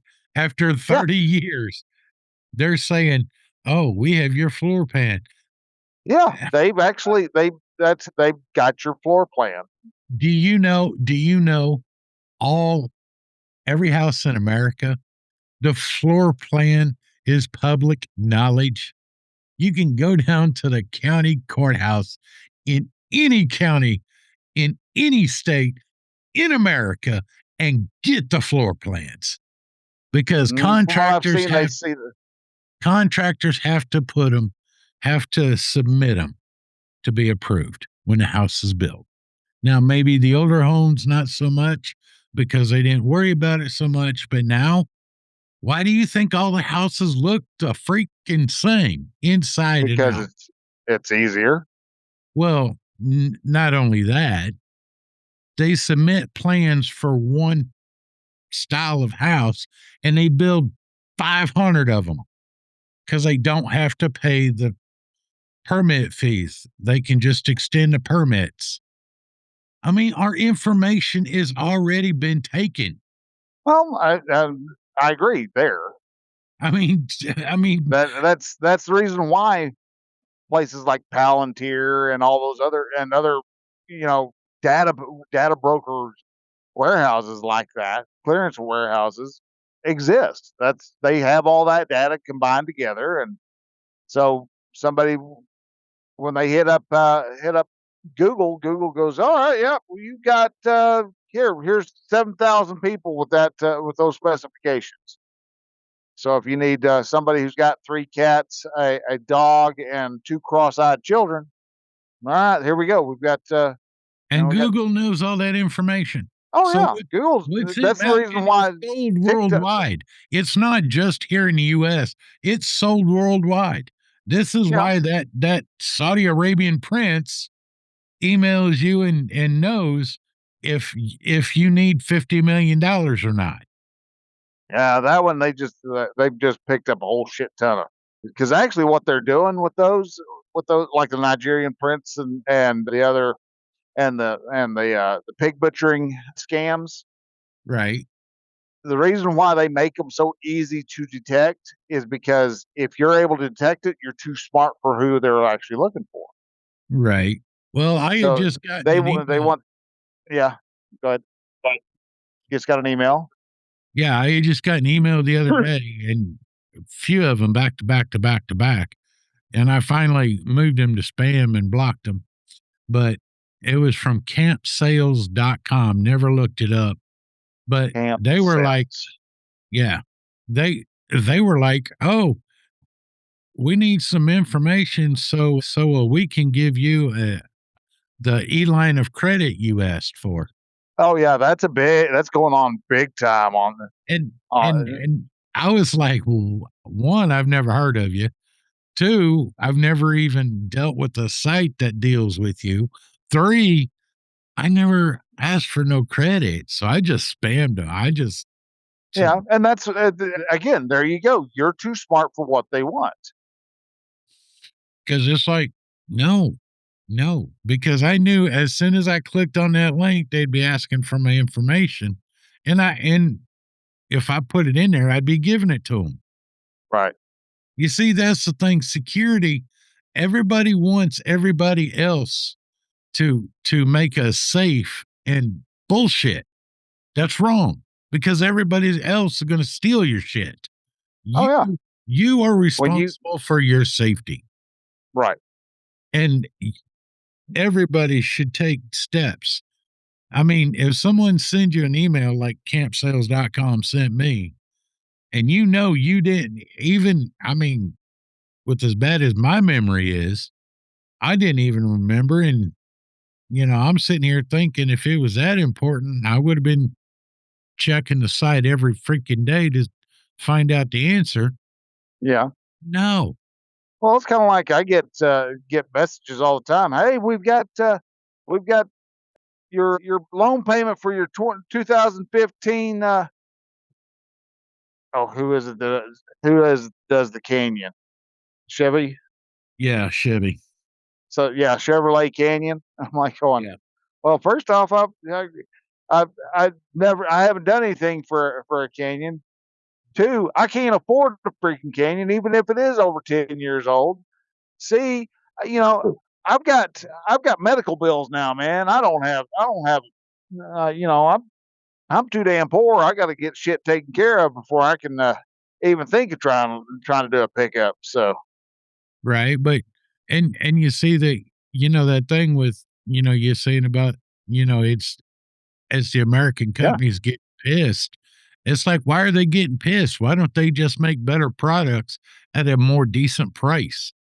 No, everything American. And the thing is, here's the whole kicker. Everybody wants to put made in the USA. You can't put made in the USA on it because there is no product that is strictly made in the USA. Well, there's a few, but most of them are Like clothing what? lines.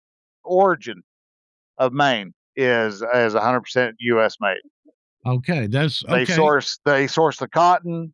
They turn the cotton is converted into threads and is woven. All of it's done in through the origin factories. Okay, and that's awesome. But Yeah, what? no, and it's a rare thing though. It is very Yes, rare it for is very rare true made in the USA. because everything I've seen when I've bought American made products or it stamped where it says made in the USA, Yep. underneath it or somewhere beside it, somewhere around it says, assembled in the US and sourced by US and global products. Yeah. See, see, they changed the word from like Chinese or Thailand or Hong Kong or wherever and put global in it, and it's supposed to magically make everything. And that's the thing. These freaking American companies need to realize that you can't put $10,000 on a little fidget spinner you can build for less than a freaking penny Yep. because it says made in America. You can't. Well, you can, but and then bitch because no one buys it. Everyone goes, spends $4.99 for the Chinese knockoff. Mm-hmm. Hello, that's economics. This is because you can't make it too cheap. You can't make it too expensive. You go too cheap, no. people are going to go. This ain't worth money. It's cheap, and so it's just going to break. And if you go too expensive, then you have to convince people. Basically, what is it? It's you got to be able to convince people to buy a a, a brand new Mercedes for $500. You can get that. You can get people to do that. You're you've shown them the value. You get a brand new Well, Mercedes. It's an authentic Mercedes. It's only $500, and a lot of people go see that and go, okay, that's that's a damn good deal. okay, hold on now. Okay, let's let's take a product that is priced properly. People are buying it's flying off the shelves. Let's say for 39, okay, plus tax. All right. Let's say a Chinese knockoff, $4.99. Both made on the same fucking assembly line. Yep. And both break at the exact same time. Now, which is the better deal? Well, wouldn't be buying. If I was get suckered into actually buying and thinking that, because I would think that the $39.99 one is the better deal because You it's would actually think, got yes. yeah, no, I know, I agree, I think, but this is where the American brand would shoot themselves in the foot, because if I bought it and it lasted 2 weeks and it fell apart, I'd never buy from that brand ever again. Right. That's the reason why, and they are doing everything they can right now, but Harbor Freight is actually busting their ass to try to improve their quality. Because for the longest time, you'd buy something from Harbor Freight and you'd use it for one job, because about somewhere close to the end of that job, that damn thing would break.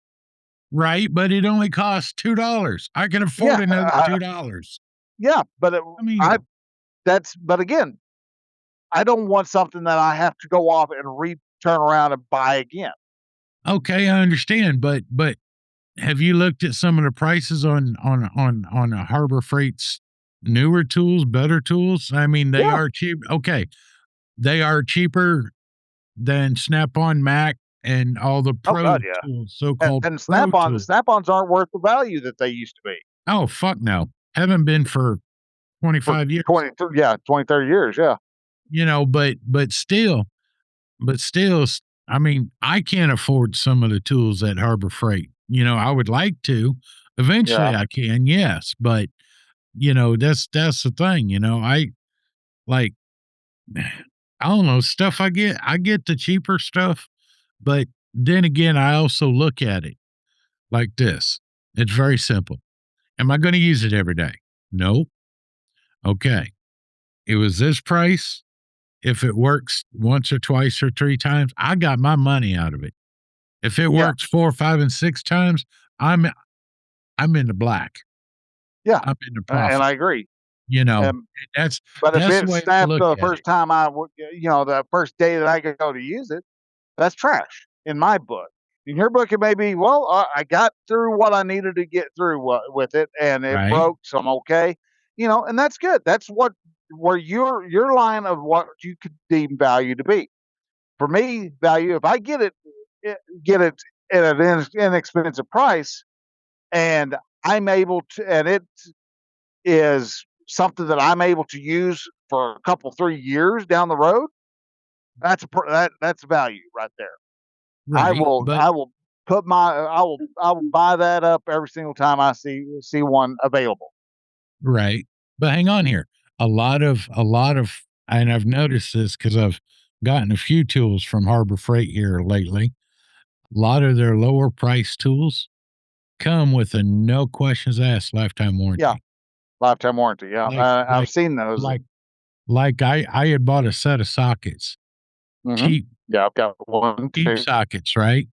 When I bought them, the guy looked at me and said, these are lifetime guaranteed. If they break for any reason, just bring them back and we'll replace them." I bought some Torx wrenches, them little like Yeah, T20s yeah, the star with bits. the Yeah. handle. Yeah. The guy said the same thing. He said, Mhm. "These are lifetime warranty. If any of them break, bring them back." Well, all right, fine. So therefore, I don't mind spending a cheap amount of money because if it breaks, well, one, I'm close to Harbor Freight. I can just pop down, get a new one or whatever, Yeah. save it up, take them all in and get new ones.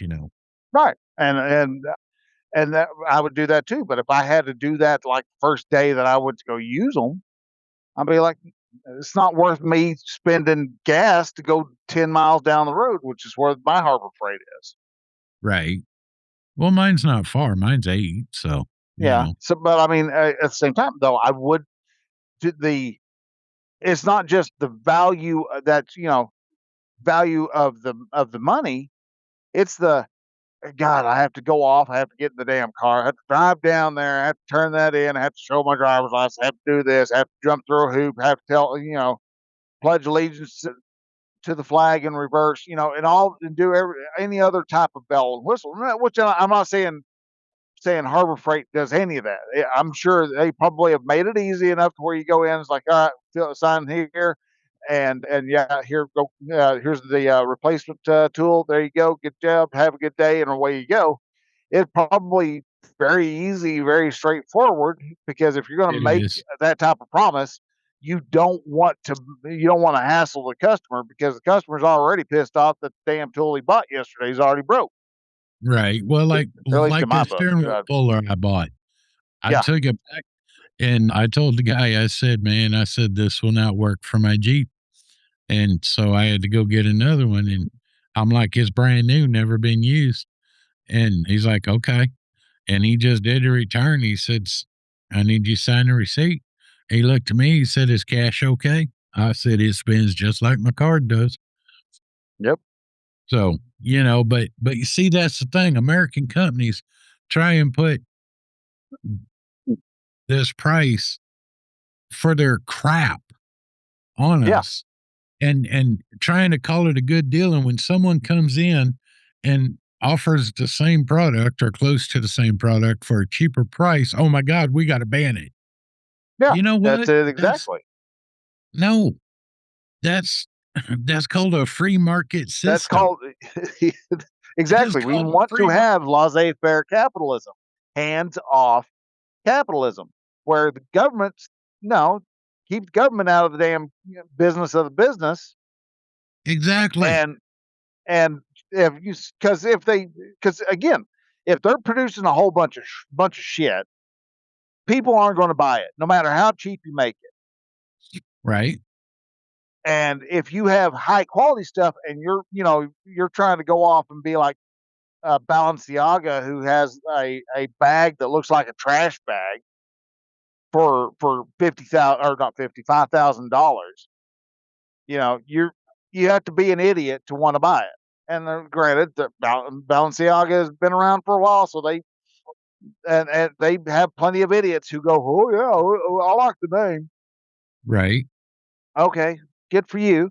It. But that's the thing. Why ban some of this stuff just because, oh my God, it's better than stuff that's made here in America? Because Elevate your products. Actually try to make a better product. Exactly. But oh no, we can't do that. We just have to ban everybody. And next thing you know, guess what? We're not going to have much coming in. No. Well, I mean, it's like really going to skyrocket. Right. And like in the 70s, late 60s, 70s, and 80s. I mean, if you worked for any of the big three automakers, guess what? The company itself made the rule. You're not parking a Japanese car in our parking lot. They wouldn't allow you to park your car. Wouldn't allow you to park your Honda or your Nissan or your Datsun or Toyota. Wouldn't be able to park those in the employee parking lot. Right. I remember that. I remember hearing about that. Yeah, but again, that was the company that made that rule.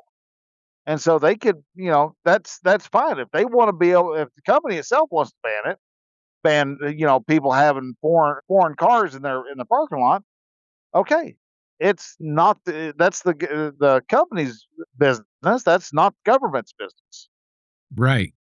And you see at a one time, different times in our history, there have been two car companies that were strictly, and I'm talking every inch, every millimeter of those vehicles were made in America. Mm-hmm. One was Toyota and one was Volkswagen. Yeah. Certain models were strictly made in America. Yeah, now an Ford 150, how much is actually made in America? None. They have it assembled in Korea and Japan and then ship it over. Yeah, not a fucking piece of a Ford F-150 is manufactured in the United States. Yeah. Well, it's all assembled here. It's assembled in Mexico. No, it's assembled in the factories here, but the half the components, the engine, the whole drivetrain for an F-150 is made in Mexico. Now, dude, hold on there. When I was driving for JB Hunt, there was a few times I pulled completed engine parts down the border for Mexico, and they were Ford parts going down to Mexico to get assembled and then shipped back over.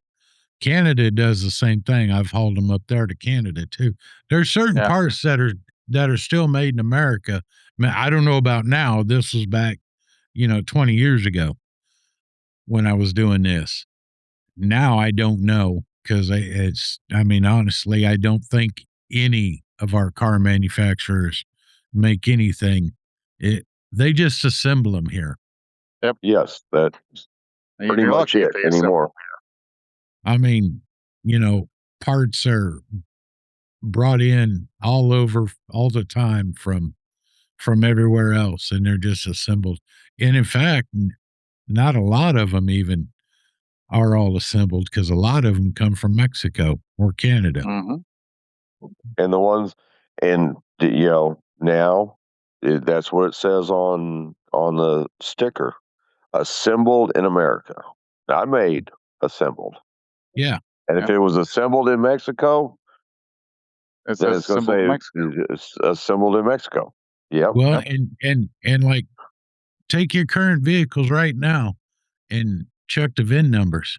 It'll tell you where it was assembled at. In fact, my Jeep was assembled in Toledo and got shipped to the East Coast. That's what that's where it was first sold at. Run your VIN number. You can get a lot of information off your VIN number. You can find out, well, with our Jeeps, you can do it with yours, Ron. You can find out what your Jeep came with stock. Mm-hmm. You can get a build sheet for it. Oh, I have the build sheet for it. Okay. When I purchased this Jeep from the original owner, I have every piece of paperwork that came with that vehicle, to include the build sheet, or whatever you want to call it, the window sticker.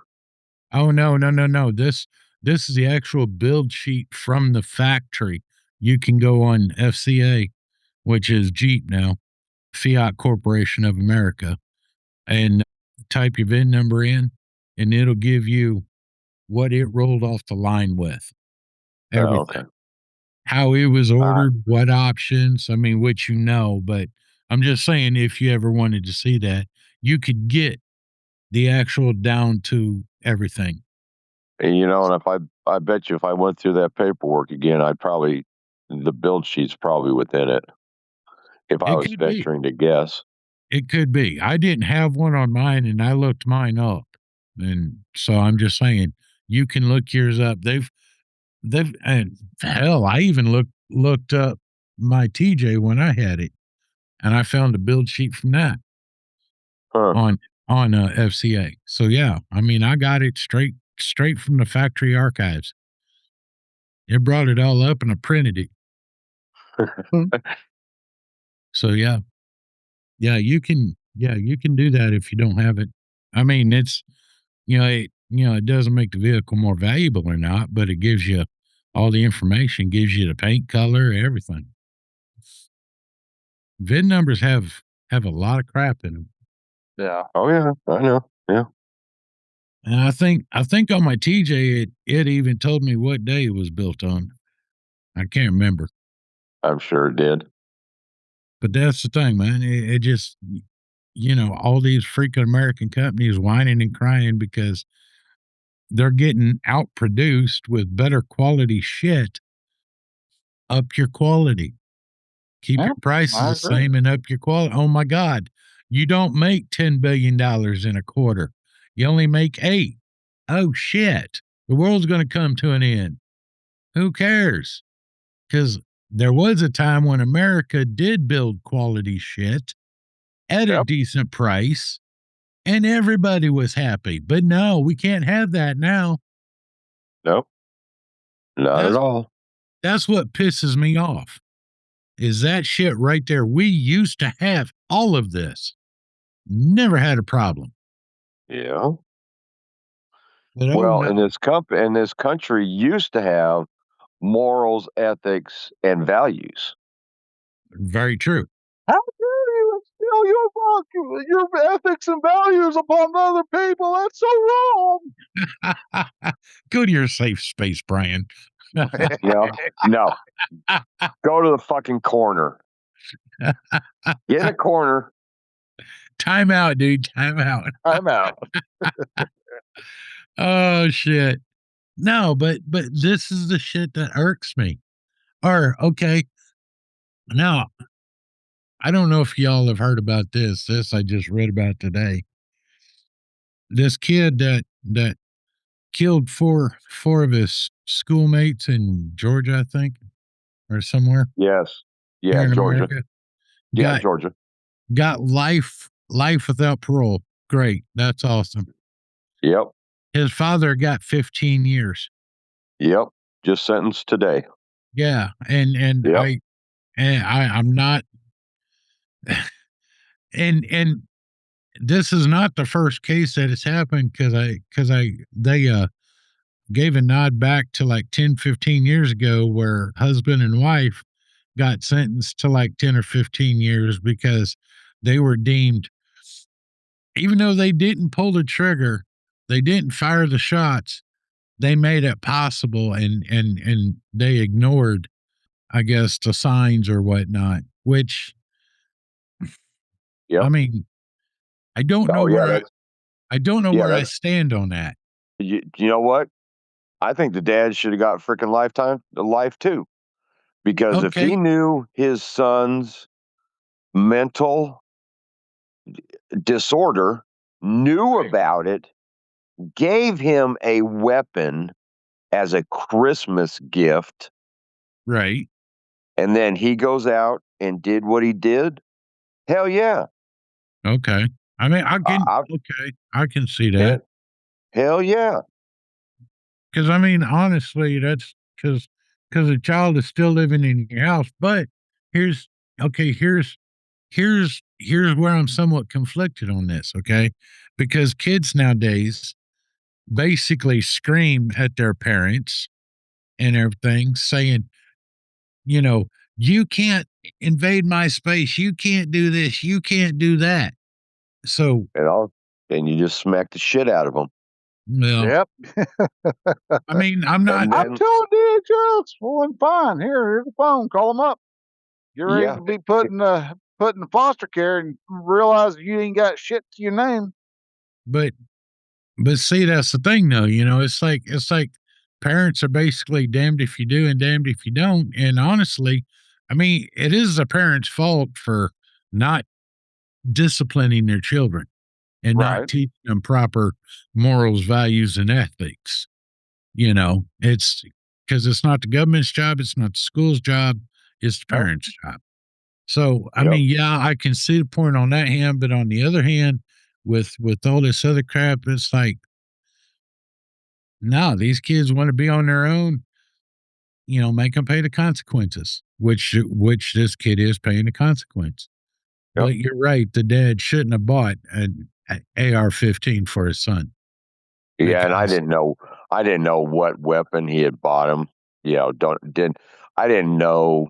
I know it happened in Georgia yeah, because it came up over the news today when I got home and I was watching it.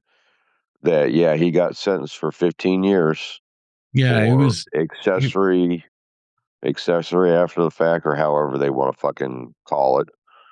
yeah, it was a AR-15 style weapon. So, I mean, they don't name it specifically, but you know, of course, I mean, shoot, most of these non-hunting people think a shotgun is an AR-15 style, which you Yeah, which you can get it actually AR-15 style shotgun.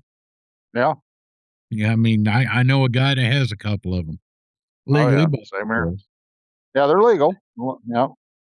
I know a guy who's got one that's a 12 gauge shotgun. yeah, yeah, this guy has a 12 gauge. It's crazy as hell. I never thought it would be. It's cool as crap. I will say that it is cool. and Oh I yeah. don't know if they have approved this or not, but it was going through legislation to not have a limit when it comes to the barrel length on a shotgun. So basically, you could cut the fucking barrel of a shotgun all the way down to the magazine, and it's legal. Why would they do something like that? Because most states I know of, I don't know about down here, but most states I know of, it's 18 and a half inches is the shortest it can be. But I mean, why would someone cut it any shorter than that? Because you're getting into gas pressure PSIs there. Yeah, you're losing a lot of A lot of the effect of the ammo the shorter you get it. So yeah, Well, no, you get a bigger spread. Is basically all it does. right. But at 18 and a half inches, you've got more than a foot spread versus a 28-inch long gun. 28-inch long gun, you're looking at on a pie plate, which is about roughly 9.5 inches, or about the size of a deer's heart. You get about, I don't know, 4 or 5 inches wide spread on a fully long gun. If you shorten that up, then that spread, yes, widens to about 12, but you really can't gain any more after that, I don't think, without losing the power. you know? Well, I totally agree with you. Motherfucker that comes through my front door, yeah, he's going to get every bit of that fucking spread. Oh, yeah. Come Yeah, to I'd my rather, I house. mean, if I was shooting, had to protect my house with a 12 gauge, sorry, I wouldn't go for the spread. I would probably have to make sure I had a full choke on that damn thing. I'd want to make sure every damn BB went right where into the guy I'm aiming at. So Well, okay, I can see that, but okay, let me ask this then. hello, dear. Oh, good looking. No, God damn it! There's no one. This hole. You all right there, Yeah. Brian? Oh yeah. Yeah. Okay. Yeah. I Are was sitting you there. driving? I'm trying to get over trying to get up to Canute's, check on the dogs and stuff. But yeah, I'm driving. I'm sitting there cruising along. I see you, deer, come walking down. I'm like, oh, slow down, because he kind of stopped and he turned. He went to walk the other way, and I was like, all right, cool. And so then he turns around and starts to walk across the road. I'm like, okay, slow down, slow down. And I see him get across the road and goes up, and I'm all right, good. And I turn around. I'm looking to the left hand side, and I look forward, and there's another fucking buck right there. It's like shit, damn it. Well, dude, just hit him, throw him on your hood, strap him down, take him home. Take him home. Lead him out, skin him up tomorrow. I Yeah, gotta go back to work plenty in of the morning. steaks. But okay, guys, let me ask this. Okay. Using a shotgun, what size shot would you use? Actually a range of shots. So I'd have some bird shot to start off with, just to make sure he is thoroughly uncomfortable and might accidentally live see another day. If he still wanted to hang around, then some buck, and then at the end of it be a slug. That's right. That's Dude, that's my sequence. okay. Now, okay, let me ask this then. And I'm just asking just to ask. I'm not judging by any means. I mean, me personally, I would run double B because I'm not going to play around. If someone comes into my house, I'm just going to shoot him dead. I'm not going to, let them live another day because no, I value my Right. life. But, uh, oh, shit. What was I going to ask? I don't know. You said double bead. Double B BBs. Double B. Double B is for ducks. It's a very powerful shot. And I tell you what, if you ever put a double B in your 12 gauge and throw it up to your shoulder, you're going to feel every bit of it. Plus, it's going to rock your shoulder like crazy. So, but say I don't understand the bird shot because Well, bird shot I don't have bird shot myself. I have buck, and then I have plug. or slug. Yeah, slug. Okay, and that's fine. I mean, me personally. Well, like my 20 gauge right now, I've got T shot. I mean, that is you're not gonna survive with that running to you. Right. And Well, and and it depends on what the scenario is. So, like, if there was somebody who was just trying to help themselves to my lawnmower and a couple other items I have outside or inside, then no, I would hit them with birdshot, and that's just strictly for the fact that I want them to know, don't go to then they tell their friends, don't go to this damn house because this dude does not play nice. okay, I can see the point there. But if I had somebody who was coming in and was going to try to harm my wife, my dogs, or anybody else in the house, then no, I'm with you on that one. I would start off just making sure I hit him with double aught buck, and if he just happened to be crazed enough to where he's on something, then yeah, have a couple of slugs pass through his lungs, and he's not going to be doing much. Right. Right. Yeah, no, I just yeah, I've just never been one for allowing any chance for anybody to try and come back and say I was wrong for doing for protecting my house Yeah. because Yeah, no. Yeah. He's definitely leaving in a fucking body bag. right.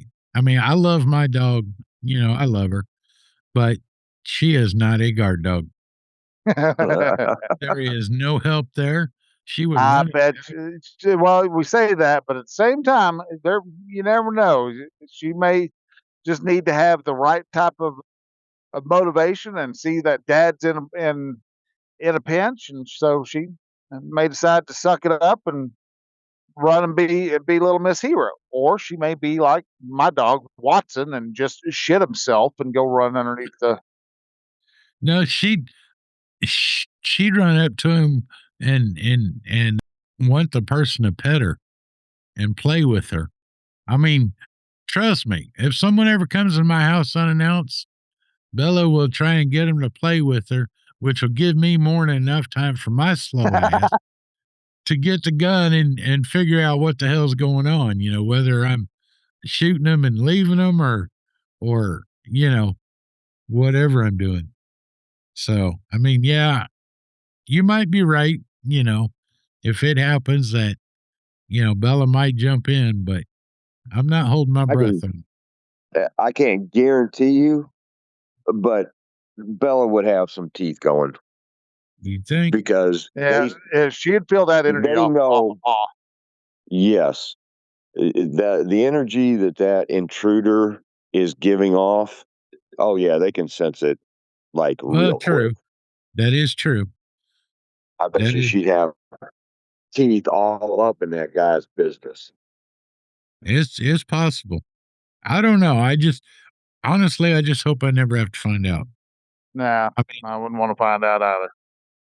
I am not afraid to do what I have to do, but at the same time, I don't look forward to it. That's the whole thing right there. Yep. I don't ever want to have to do it, but by God, if I do, you're not going to survive it. Yeah, and you know what? I agree that 100%. And then I'm going to go to bed and sleep like a motherfucking baby. Yep. Well, we'll mop up later. And won't think about it twice. Now, dude will just take a nap. Dude will be like, it's you know just what? nap time. You know what? Yeah, I probably would waiting for the police because, I'd be calling the police. Hey, I got an intruder. I got a dead body on the floor. I need a coroner to come pick the motherfucker up. He's starting to Right. smell, man. And yeah, I would go probably take a nap, waiting on, everybody to get there. Or what's that joke that they give where there's somebody in my house, and the guy calls the police and is like, "Hey, there's somebody breaking into my house.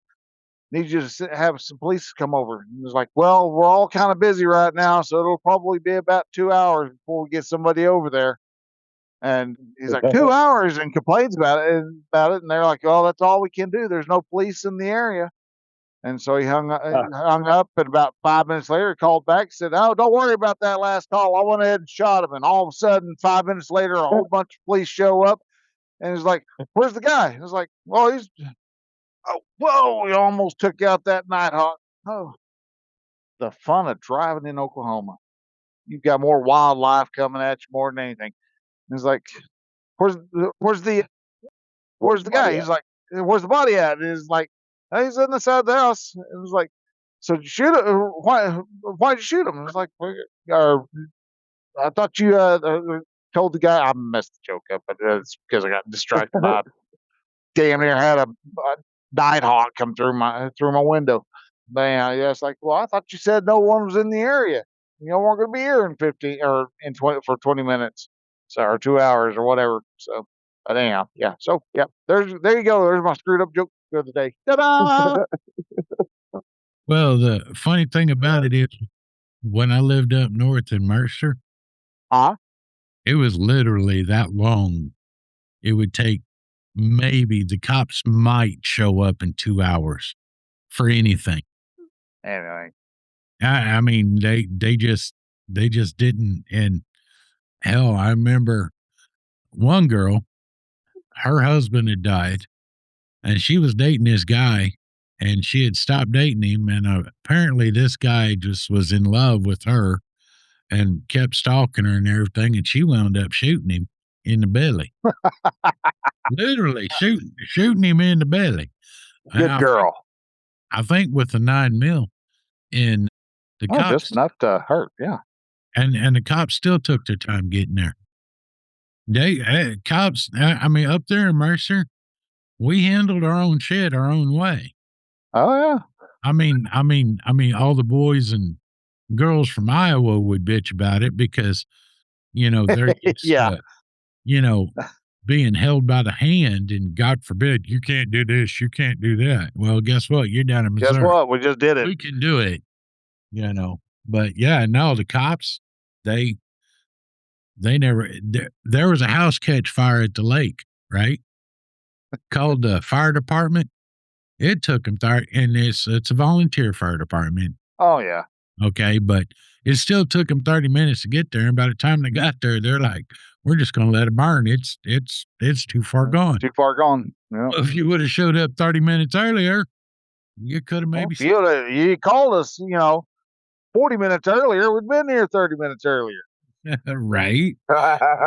Fucking call us 40 minutes before the fire. We might have showed up. But yeah, no, that's just the way life was up there. It was, I mean, yeah, you could pretty much do anything you wanted. Yeah, and in my call after the fact, the guy would already be fucking dead. Right. So take as much time as you need. I'm going to take it and just knock on the door. Just knock on the door. I'll be sitting in my chair. The weapon that I use it won't be in my hand, but it'll be readily available if you want to take fingerprints or shotgun or fucking shotgun residue or the fucking powder residue. Yeah. Knock yourself the fuck out twice. Well, and if you wake me up, have a cup of coffee. Goddamn right. You will be waking my ass up. Right. And I will make a cup of coffee before we talk about anything. That's right. Absolutely. Because coffee is first. Yes, sir. Always. In all situations, coffee is first. And here would be the really oxymoron about it. It's like, we ain't talking until I have coffee. And when I go to get coffee, I have to step over the body. And well, you ain't getting any dinner. I'd be like, y'all want a cup? Come on. Cups in the cupboard. Watch the body. Yeah, watch the body. Don't step in the blood. Yes, Cups just don't step in. Yeah, just don't step in the blood because I don't want it tracked to the house. And 2, we're just waiting on the fucking coroner anyway. Right. It's funny. Some of the topics we talk about are just, I mean, anyone listening is just going to be like, oh my God, these 3 are just crazy. Literally, they are mental. Well, that's what talk about shooting people. And one tortures them with bird shot, and the other 2 just kill them outright. Damn Skippy. I will use every bit of my Second Amendment rights. Right. Because him or me, I enjoy life too much. Hopefully he only brought a knife to the gunfight. But still, I'm going to do everything in my power to make sure he's dead. Period. I don't care if they bring a gun. Trust me. I got one that holds 12 shots and one that holds 17. Please. I don't care. Because And one of them, and if you're in the living room, one of them sits right fucking next to you. yes, it does. That's the one I think holds 17. Oh, okay. The other Oh one yeah, holds and 12. and I ain't stopping at just 2 fucking shots. No. The whole fucking magazine's going. Right. Because for the most part now, I can't confirm or deny this anymore, but police, like in the 80s, were taught if you're gonna shoot, you better empty the fucking magazine. And they still are, pretty much. And see, Like, I don't know if they. What was I was trying to remember? I was watching a dash cam video a couple days ago, and it was about the guy during Christmas time that drove his pickup into the Colleen Mall. I ain't hear about that. Neither And do I. it was I forget exactly when it was. I just know it was during Christmas time. Drove through the J.C. Penney's doorway. Drove through J.C. Penney's, and the Yeah, I remember highway, the highway patrol ran him down on foot, and all the officers there, they didn't just unload their clip. They reloaded and kept shooting. They shot that dude 60 freaking times.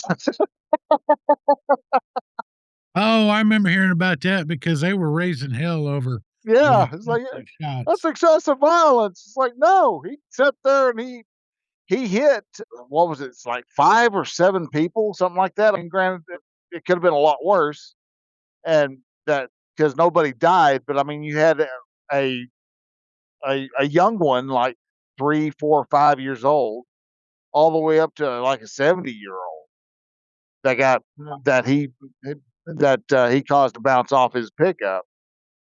Mhm. Yeah, I And remember that. they started shooting as he got through J.C. Penney's and was fixing to start driving through the mall, and they started unleashing, and he ended up getting the pickup pinned up against a wall and stuff. So, Yeah, because but yeah, they didn't stop it. Yeah, DPS followed him into fucking J.C. Penney. Yeah, ran right after him. They stopped outside of it and got out and started running after him. Well, Caught they up had to him. Christmas shopping to do. Yeah, well, you're there. After you get everything else done, you might as well go ahead and pick up a nice bra for the missus. Right, right. Yeah, no, there's just a few things that I had seen in the news that I thought was just it got me kind of riled up Yeah, because it's like, really? You got riled up over some of that? Never got. Couldn't tell on that one. well, it just it Got just you in at least third gear. yeah, yeah. I mean, it didn't fire me off for the whole week, but it kind of fired me up because it's like where the hell are our freedoms going? Where's why do we have all this now? There's no reason for it. It's just No, there's no because reason. it's But just because it's someone wants because we want it. to control. No, we don't want. Yeah, I don't want it. yeah. Everybody Someone. else might want it. Well, us, me, and the dude don't. But us as the typical American, if that is free and Yeah, easy, then yeah, they don't have a problem until all of a sudden that free and easy, they realize that free and easy has handcuffs. Yeah, it includes them. They can't do it. And see, it just irks me like that. It's like, damn it, we got to stop this. We got to stop and stand for something. And no one stands for anything I anymore. agree. I mean, we all do, but I mean, a lot of people. I mean, if you look at, I mean, what the hell is Pete Hegseth doing right now? I'm not. I'm not quite. I'm not quite computing why he thinks Actually, I haven't heard anything from him in several months. Yeah, what is he Oh up to these days? no. He's trying to put through and test all male soldiers for low testosterone. And Well, there's a bunch of them. he wants people people with low testosterone levels basically to be put out of the military or whatnot. We have to bring testosterone back in the military. No, you just have to. That's actually that. easy to do. Yeah, well, I was going to say it's easy to do once you start having, because guys produce more testosterone when they're around other men. They just naturally start to produce more testosterone. They also produce more testosterone when they start working and start working out and start lifting and moving and their body, all of a sudden their body demands, hey, we need to start building up muscle mass. Oh, okay, start dumping the testosterone into the system, so you can get more testosterone quite easily.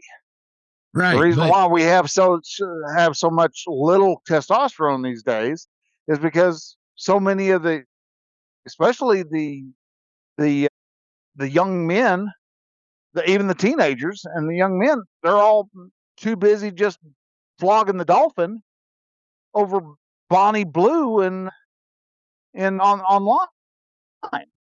But Bryan, you see, you're freaking missing the point.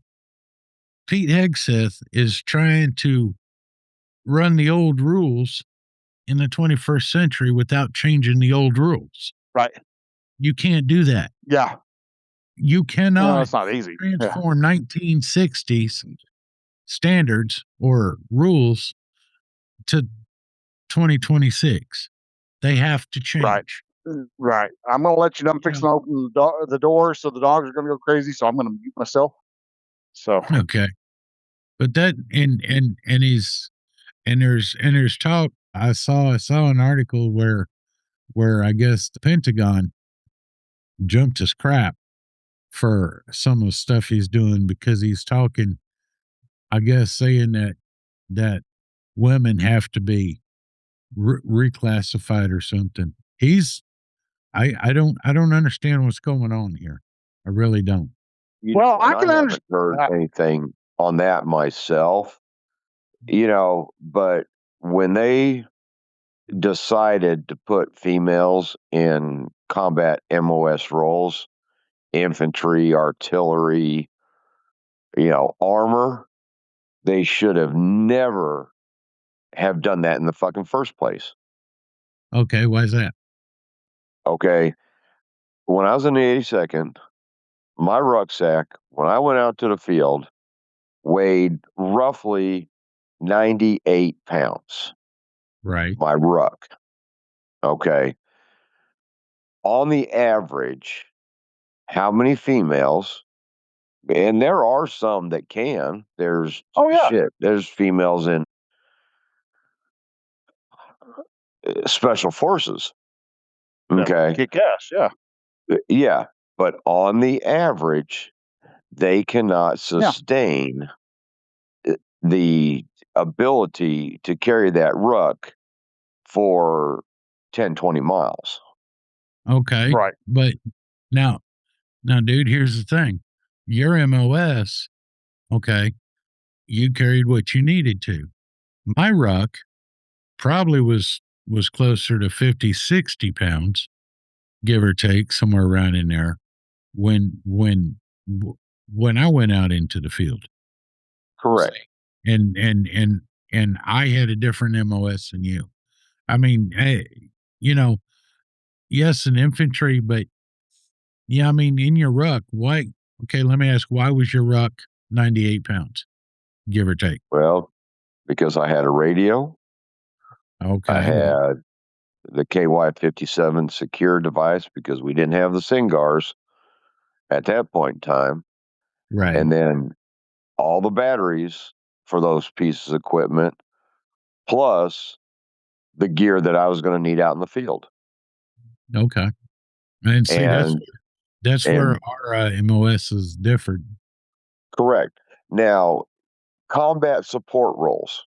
I don't have a problem with female being in combat support roles because we had females in our headquarters battery at the battalion level of the artillery, but they were not 13 Foxes, the Foreign Observers. They weren't in the FTC, and they weren't on the gun line. Right. You know, they have since females are on the gun line and FTC, but they would never be a 13 Fox Right. because of the physical demands, especially if you are in a light unit. Right. And so in armor, same thing. Definitely infantry. Would they be able to physically keep up for a long duration term as a male? Well, see, that's where, and this is my beliefs. Okay, that's where if they prove they can do the job, so be it. Let her do it because, like, like when I was driving a truck. When I started driving a truck, there was very few female drivers, very few, and Yeah. I I I knew a couple of them. I knew quite a few of them actually, and I'm telling you what, they were they were rougher and tougher than most old truck drivers. Oh And yeah. Yes.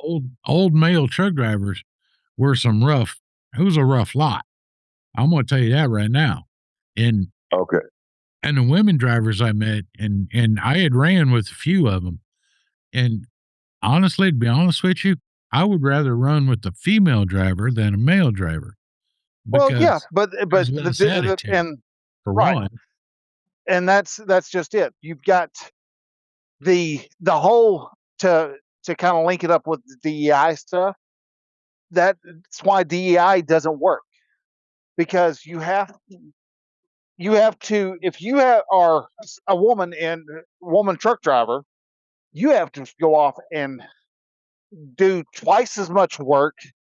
You have to prove yourself even more than a regular truck driver. So you know Right. what? Yeah, that woman truck driver kicks ass because she knows what she's fucking doing. She knows how to back it in, and she can do everything that you need to do. And she ain't willing to sit back and bitch, moan, and groan about it. Oh, While no. if you get somebody who is a DEI hire, then they're going to do the bare minimum, and they're going to bitch about oh, it's just not fair that I have to do this. And that's kind of what I think. That's one thing I liked about what that Pete Hegseth was talking about when he first came on in the War Department. Was women could join the military? That's fine, but you're being held to the same level as the men. And that was the thing that always pissed me off. It's like, all right, well, because we're guys, we have to run, an extra mile or whatever than what the girls do. We have, the girls got a different standard, Yeah, I and it's remember. like, no. I didn't like that either. It was like, no, listen, we're not playing that game. If you girls want to be in the military, so be it. But if men have to go off and do, I can't remember what the status is, but the requirements are. But say you have to do 100 push-ups, then the women have to do 100 push-ups too. They don't have to. It's not 75. It's you do 100. You match man for man, and that is right there. And they don't like it, we can say it, but that is what true equality is. Right. That's what I was saying. I've never minded in any role really. If Right. the woman wants to be in a combat role, let her be in a combat role. Okay. Right. If she can physically and mentally do the job. If she can't, then find another role. Absolutely. Still serve, but find another role, and that's fine. All this stuff, it's like, okay, bring back the rules that we served under. Right. the grooming, the discipline, the PT tests, PT scores, all that. That all can translate into the 21st century. If it pisses people off and makes them leave the military, so be it. I mean, right now, the military, I think, except for the Air Force, is having a hard time meeting recruiting numbers just And I because. think they've gone up now because of everything, but I mean, they're nowhere near as high as Oh, what a no. lot of people would think. No, it's just because a lot of the younger people, and I've read a few articles on this, they don't define patriotism like we were raised to define it. Right. They would rather scream, cry, yell in the street and try and change the government, and they think that's being patriotic. No, that's not being patriotic because you're fighting the freaking political machine, and no one wins there. You Right. just Now, roll with it and make as much money as you can and leave. absolutely. That's my opinion again. It's good, proper opinion.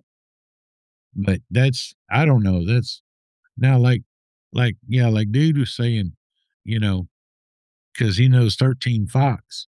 Uh, that's a very physically demanding job. But I'm still of the belief if a woman can do it, let her do it. You know, Right.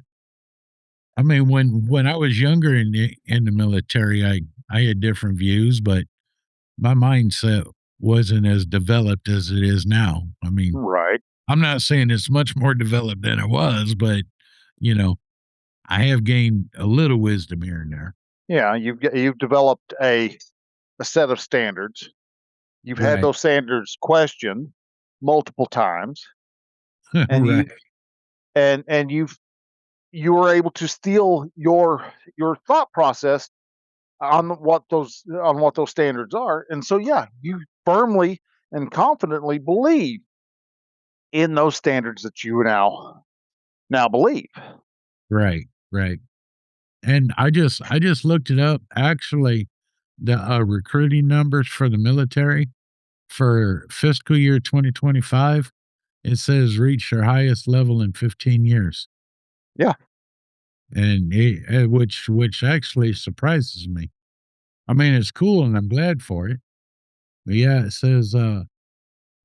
Because Biden was the lowest that it had hit, and that was just because people were like going, no, we're not going to buy the women are men bullshit. We're not buying the whole woke philosophy. But yeah, the Army had a goal of 61,000 recruits and enlisted 62,050. And then the Navy had a goal of 40,600 and enlisted 44,096. The Air Force had a goal of 30,100 and enlisted 30,166. So actually, the Air Force was the lowest one. Well, maybe not. Space Force exceeded its goal of 796 by enlisting 819 personnel. And the Marine Corps had a goal of 26,600 recruits and enlisted 26,600 recruits. So they broke even. So the Army still won out. No, and actually, if you had to do it all over again, you would be like I would and join a fucking Air Force. probably would. I went to hotels and the 3-course meals and all that shit. Yeah, bases with movie theaters and Yeah. I mean, because that's the thing when I was in the Army and I would meet some Air Force people, I called every Air Force person a flyboy. Yep. I call them flyboys. Yeah. And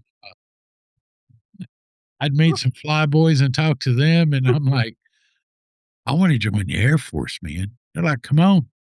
I'm like, no, I gotta stay with the Army.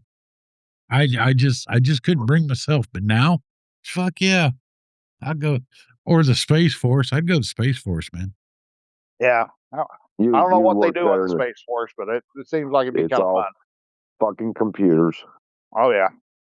So yeah, well, and the Space Force probably eats better than the Air Force.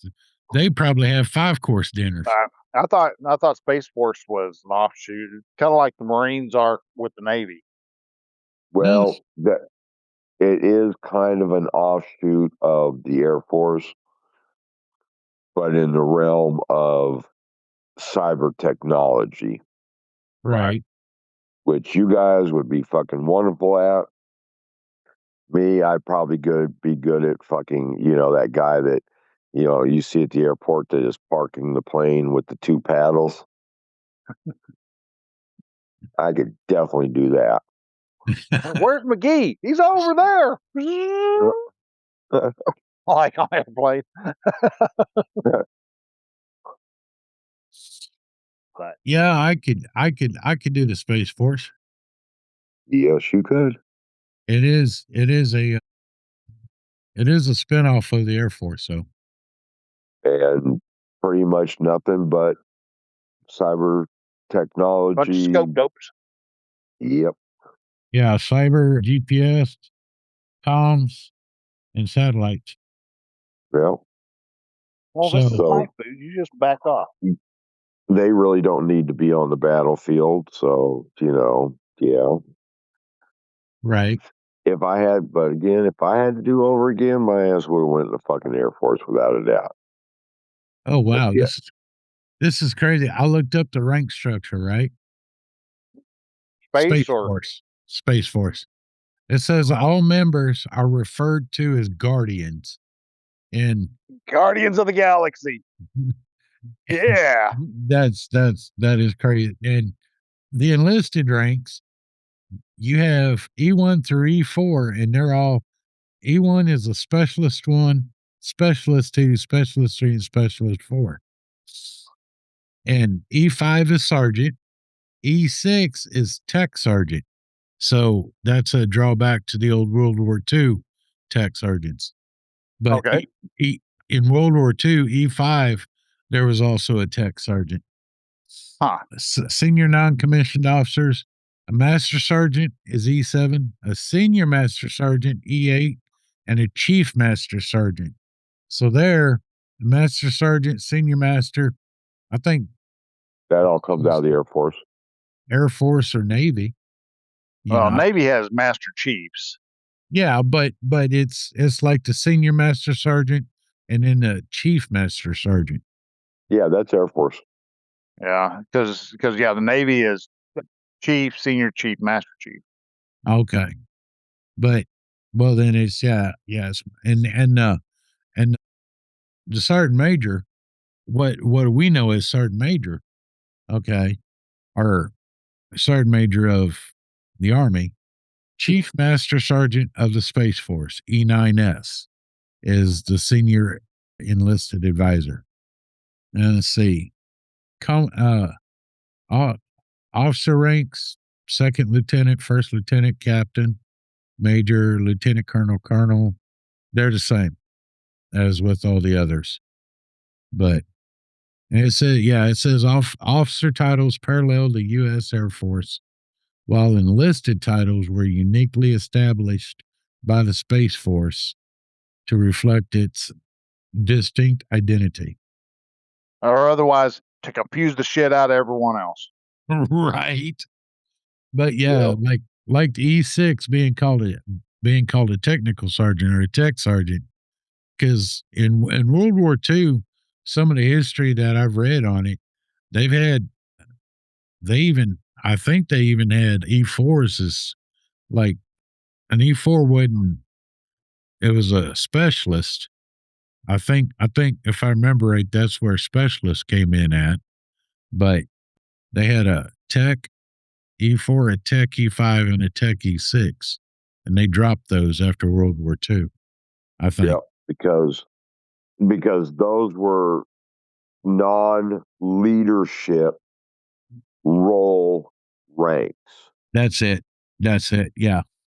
Yeah, they made the rank, they just couldn't be a leader. Yeah, exactly. But yeah, that got dropped, so it's just E4 specialist. They still have corporal, but they don't use it much. It's coming back around, and it's used a little bit more because of needing the leadership roles. Right. But like in Vietnam, there was Spec 4, Spec 5, Spec 6, and Spec 7 Yep. that were non-leadership roles, i.e. supply, cooks, so on like that, to make that rank, but they weren't holding it in as a combat arms MOS. Right. Yeah, no, that's right. All of that was support roles.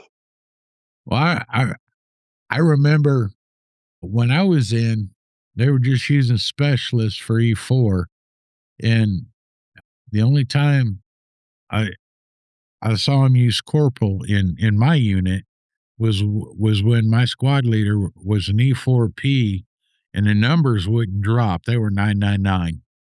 Yeah. And he had been an E4P for forever. And so they made him a corporal. Okay. Because I mean, he had the numbers and everything like that. I mean, it was just a slide. It wasn't no increase in pay or anything, but Right. but it put him into a leadership role, even though he hadn't been to, or no, he had already been to PLDC, which is now, I think, warrior training or something. So I don't remember what it is now. Yeah. So that's how he got moved to corporal.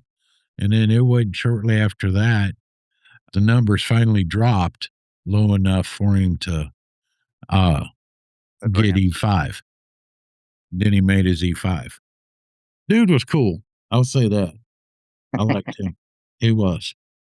He was my squad leader, and he was a cool dude. So I take it he didn't let the corporal go to his head. No. I mean, and the thing is, I was an E4 right beside him. He was just an E4P and then made corporal because of PLDC. And honestly, I never kept track of my numbers. So I didn't know where my numbers were at, because hell, we were at 995 or 999 for so long. I just gave up trying to make sergeant. Yeah. Because I got transferred. I got moved from Fort Riley to South Korea, and the number stayed at 999. They didn't drop it all. I think they dropped once to like 850. And it's like, I was like, I'm not even going to even worry about it. And then shortly after I left, I found out they dropped to 650. I could have made sergeant. Or at least, started the process to go to PLDC and all that, but I didn't worry about it. And Bryan dropped out. His phone is just going crazy. That's rare normally. Yeah. So yeah, the Space Force, I could do the Space Force, but yeah, I would probably go Air Force. Mm-hmm. But yeah, back then I wasn't thinking of how does this military career correspond to something that can be useful in the outside world? Nowadays it's more so than when we were in. I was sitting there just chattering right away, and I was like, "That's the question," and nothing. I was like, "What the hell?" For whatever reason, damn. I guess Zoom decided to crash on me.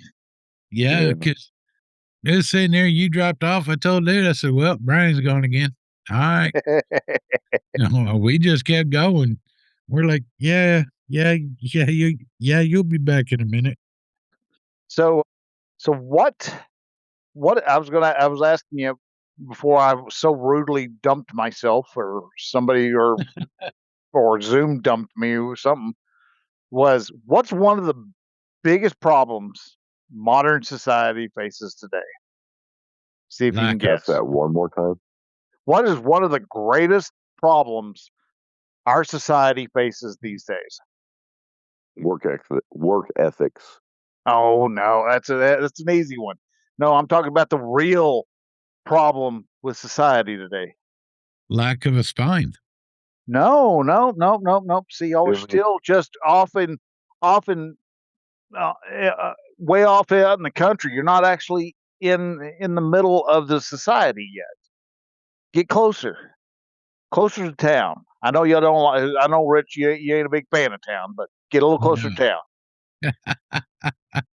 Okay, just how about a little hint? Well, Just a wee hint. something that a lot of us as kids would want to go and get, but just wasn't able to because it was broken. That's right. I'm talking about McDonald's ice cream machines. How many times have you ever gone to get an ice cream in a McDonald's ice cream machine and the damn ice cream machine's broken? It's still that way. I know it is. 40 And years they're later, it's still broken every yep. day. And we have somebody who was smart enough to actually help society out into this great and terrible problem that we have, because they went off and created McBroken.com. And what this does is it tells you the website, that'll tell you you can put in any McDonald's and it will tell you, is that ice cream machine working or not? McBroken.com. McBroken.com. See, like if I look right now at Elk City, it was checked 2,839 minutes ago and the machine is working. So I could go over and get myself a McFlurry if I wanted to. Well, Right. well, the one Except just for up from strawberry. Except for strawberry, yeah. the one that just up from my house on Market Street, the machine is broken. Uh-oh. And the one actually that's over by Lowe's, it is working actually. Hey, Checked there you go. 829 minutes ago. That's funny. McBroken.com. That is crazy. McBroken.com, yeah.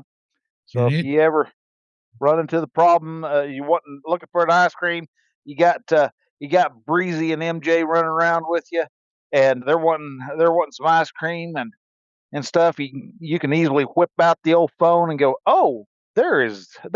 There's a working machine. It's 48 miles away, but we found one, so we can go grab one. and there's even a Or there's better yet, you can scroll in. just go to fucking Wendy's. Dairy Queen, man. Dairy Queen. Dairy Queen, if you got one. We got Oh yeah, always Dairy Queen. Yeah, Or I'm in Brahms. Oklahoma, so we got to go to the geriatric McDonald's, also known as Brahms. oh God. Hell Really? yeah. No. Yeah. What is Yeah. up? What is up with Brahms, man? They ain't no better than anybody else. They just more expensive. They're a little more Well, expensive. I would actually say their milk is just a touch bit fresher because there's only like one or two actual Brahm dairies. What? They got cows out in the back 40? Yeah. They have their own dairy, and that's where all their ice cream and milk products come from. Well, that's fine, but still. Yeah. Brahms. Yeah, I'm with you though, but Go ahead. I've never been a big fan. So anyhow, as you're saying there, dude. And Wendy's and McDonald's is not going to have an orange sherbet shake or a pineapple sherbet shake. Well, this Brahms is does. Yeah, for what? $15? I don't know. Yeah, I don't either. I don't think it's quite that expensive. I'm just I think it's $13.99. Actually. But I think it was like $7 for a large. I don't know. When Matt and Dee lived up in Arkansas, and I lived up in Arkansas. Dalton would come home. I guess when he was younger, he worked at Brahms, one of the Brahms that's up northwest Arkansas, and he just loved going there. And I went there, and I was never impressed with it. Yeah, I never fully was either. I mean, it's if you really needed a banana split, by damn, that's the place to go. Because I mean, that was the only place I know in this area that you can actually get a banana split. So Yeah, see, honestly, I don't think you can even get a banana split at Dairy Queen anymore. I don't. I don't. I wouldn't know. Sadly, that my hometown's Dairy Queen shut down this year. So That's rude. yeah, and it wasn't even because it wasn't like a business or anything. People ate their Dairy Queen all the damn time. Problem that they ran into is that corporate wanted them to remodel the restaurant, Right, which is a and contract they signed. yeah, and it was going to be fucking expensive, and the owners of McDonald's were like going, "We can't afford it. We can't do that." Besides, we remodeled like 20 years ago. Yeah, well, And so they like, okay, well, that's fine. You don't have to if you don't want to, but we're going to be pulling your franchise. And yep. they did. So they had to shut the building down.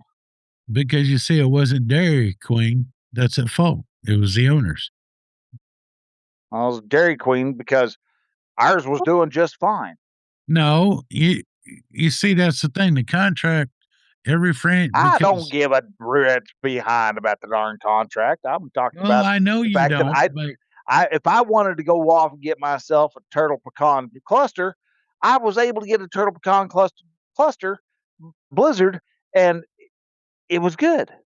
Right. Well, and actually, you could tell them to add a little extra butterscotch in it, and it was even better. And actually, speaking of Dairy Queen, today I went and got a Biscoff cookie blizzard. A piss off cookie blizzard, huh? No, Biscoff. Yeah, piss off. I don't know why you want to tell everybody to piss off with your cookie, but okay. And check this out. I have no idea what a Biscoff is. It's some type of fancy cookie. I mean, it's good. It was good. It's honestly a really good cookie.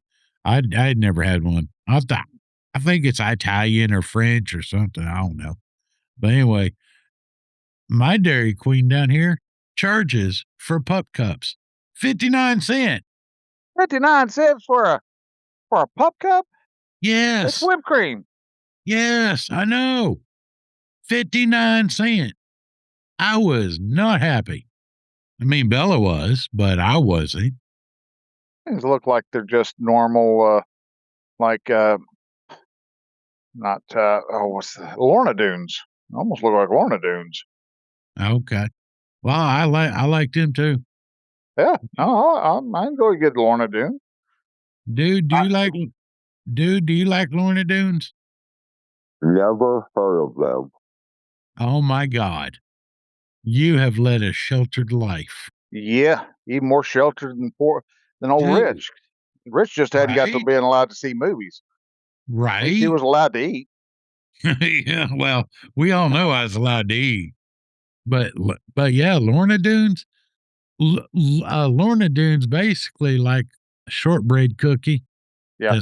That's cooked a little longer, and I love shortbread cookies. Oh my God. Yeah, that's one thing I definitely like about Walmart is they've gone off and stole the Girl Scout cookie recipes. Yeah, but the boxes are smaller and smaller. Yeah. Well, so are Girl Scout cookies. I think you get 3 Thin Mints out of your order for $15. Well, true. I mean, yeah, the freaking Girl Scout cookies did the same thing. Yeah. Made the box smaller and made the amount smaller and just kept jacking the price up. And of course, everybody's like, "Oh, it's for the Girl Scouts. We'll pay it." No, I don't do it anymore. I was like, no, I don't. I don't either. Because I can grab some Samoas for 1990 prices now. Oh, dude, we'd fight over them. Hell yeah. Oh, I we get would Thin totally do Mints it. and Samoas. Thin Mints, I'm not a fan of. I can eat a few, but Oh yeah. but freaking Samoas, I can eat Yeah. this is in a minute. Yeah. I'll eat the whole bag once it's open. I'm Oh, like, "Mwah, yeah. mwah." It's I'm like, open, it's oh, I'm gone. out. Yeah. Oh, yeah. Mm. Let's see those and well, it's the same problem that I have with Little Debbie Star Crunches. Star Crunches are Oh okay. God, okay? Well, you broke up on me because it sounded like you said okay. So, and I know you didn't just say they were just okay because they're not just okay. They're amazingly okay. Amazing, okay? They're amazing, okay? So, No, they're good. Do not get me wrong, they're good. And I will eat them. And, I mean, I will eat the whole box, but, yep. you know, it's just not my first choice. Wow. I Well. like honestly, I like ding dongs and ho-hos. Oh, fat boy cakes right there, baby. Heck yeah, Fat Boy cakes are amazing. Frozen too. Put them in the freezer. I had never thought of freezing them. God, dude, fat boy cakes. Frozen Fat Boy cakes. Yes, sir. Damn it. I just got paid and I need to go to the store. Thanks, Bryan. Anytime, like to help where I can. So, I'm gonna be having me some fat boy cakes this weekend. shoot ya. Dude, you got awful quiet. What's up, Buttercup? You're just talking about cookies and cakes and all that stuff that I've never even heard of. What? Dude, okay, dude, when you come down in October, I will try to make sure that I have some Lorna Doones for you. I'm gonna try because if I open them, they're gone. I'm just warning you. I just might have to write on the box, "This is dude's box," and not touch. Yeah. And still, that's not a guarantee. Maybe if I wrap it in painter's tape, it might slow me up for about 30 seconds, and I give up. Nah, dude, Yeah. freaking Lorna Doones, oh man, they're good, man. Shortbread cookies, oh my gosh. Yeah, Well, shortbread cookies like crazy. I got you. But if we're going to talk about certain foods, then I'll always go back to my trusty favorite, Arunza. Yep. Rundas are always good. Have you ever had one, Brian? Oh hell yeah, I make them at the house all the time. Oh, okay. Yep. We call them bureauxes, but they're the same thing. Oh, okay. So Better You know than fried green tomatoes, too. yep, some good old fried green tomatoes are always good. Well, hell yeah, but those are a given, man. This Yeah, is but in fact, check this out. Flour, butter, sugar. I can make some shortbread cookies. Yeah. all right, we'll see. No. But anyhow, so I guess it's about time we need to get this big old bird landed because we're already past 10 o'clock. So anyhow, to the audience, hey, I want to say thank you very much for taking the time out of the day to stop by and listen and hear what three friends have to say about the world, about society, and about just what's going on in our lives. And we're doing that on a weekly basis. We enjoy coming by and seeing what's happening and talking about our lives with each other. But one of the big things that you'll notice about this podcast is that we don't do like everybody else does. We don't go off and interrupt our line of thought with just with a commercial. We actually allow y'all to be a part of the commercial or be a part of the discussion without having to break into a commercial. And that's because we do our show in a value for value setting. That is, we take our ideas, we present them to you, and then you get the choice decide how much is that worth? How much was that worth to you? Was it worth, taking the time out of your day to say, hey, this is something good? Or is it something that's where you think, hey, I need to go ahead and present to everybody with with $20. I think it was worth $20. And that's how you want to present the value that you receive. And the value is if you found yourself laughing, crying, thinking, groaning about something we talked about, then you found some value. And so because you found some value, you get to decide what is that value worth. And then you get to decide how you pay that value back. Because I don't know what you deem value is.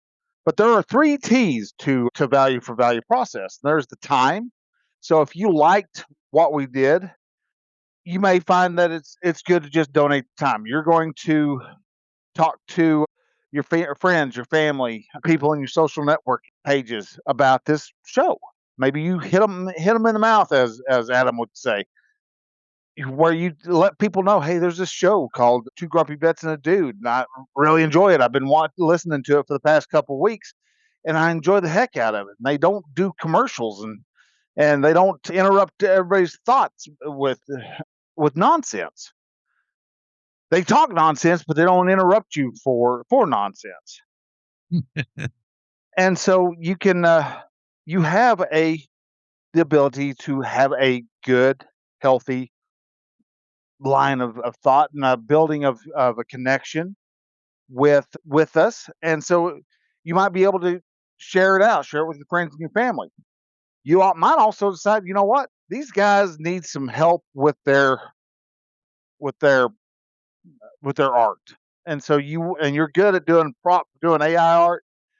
And so you go ahead and you give everybody you make some art on different topics that we were talking about, and you share it, and you send it over to either me, Bryan, at Circlecast, at CIRCLECAST at gmail.com, or you can get a hold of Rich, that's R Chelson, that's Chelson is CHELSON at gmail.com. You can get a hold of us in either one of those ways. You can also ask the dude a question by just getting a hold of one of us. We'll pass the question on over to the dude. And they will send you'll hear. They will send it. They will send it to me by American passenger pigeon. Exactly. Yeah. We'll just send it on over, and we'll see what he has to find say one from that. first. Yeah. Well, they are kind of challenging to find, but if you look good enough, you'll find them.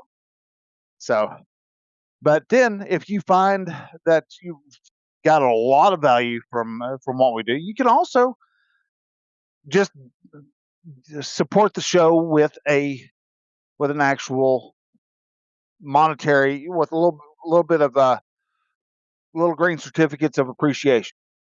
And you can do that by, if you have a modern podcasting app, you can go to and you can get one of those over at podcastapps.com. And there you can actually find an app that supports the funding tag. And from there, you'll just go to our display, our show page, and on there, somewhere on most of those, you will see a support this show button. You click on that, it'll bring up the PayPal page, and you get to choose whether you want to make a one-time payment or a reoccurring payment, and you can decide how much you want for each of those payments or what. And so all of that is up to you. That is your choice. It is how much value did we give you, and if we got any value from us, then return it in the means of time by sharing it out or by helping us in some other way. Talent, make some chapter art for us, or by treasure, by, sending us those little green certificates of appreciation. All 3 of those ways are great ways to be able to help us out and to give us value back. And so with that, I want to say thank you again for everybody for listening. And Rich, what do you have to say? Well, again, I want to thank everybody for listening. And just to let everyone know, I don't know if y'all know this, but 141 more downloads, and we'll have 10,000 Nice. downloads. Really? So, There you go. yes. And yes, I know some of our numbers have been from bots because this last increase earlier this month, I did some sleuthing. I know it's a big word for this late at night, but I did some sleuthing, and yeah, Okay. it was mainly bots. Yeah. But still, that means sites or podcast apps are indexing our podcast and maybe pushing it out to their listeners. So, it's not all bots probably, but hey, it helps. Maybe more people listen. And we'd Yeah. love for y'all to listen, and like Bryan said, give us some ideas. We just jump on and, as you know, talk about life, talk about what's in our life and what we think, what we feel. Now, if you want us to talk about something, email us, rchelson@gmail.com or Bryan at circlecast@gmail.com. Be sure to read the show notes, when you get to our podcast on your favorite podcasting app. Our links are all right there. They're all linked. So you ain't even got to really type much. You just hit the link and then type your email and hit send. So, I mean, it's simple, it's easy.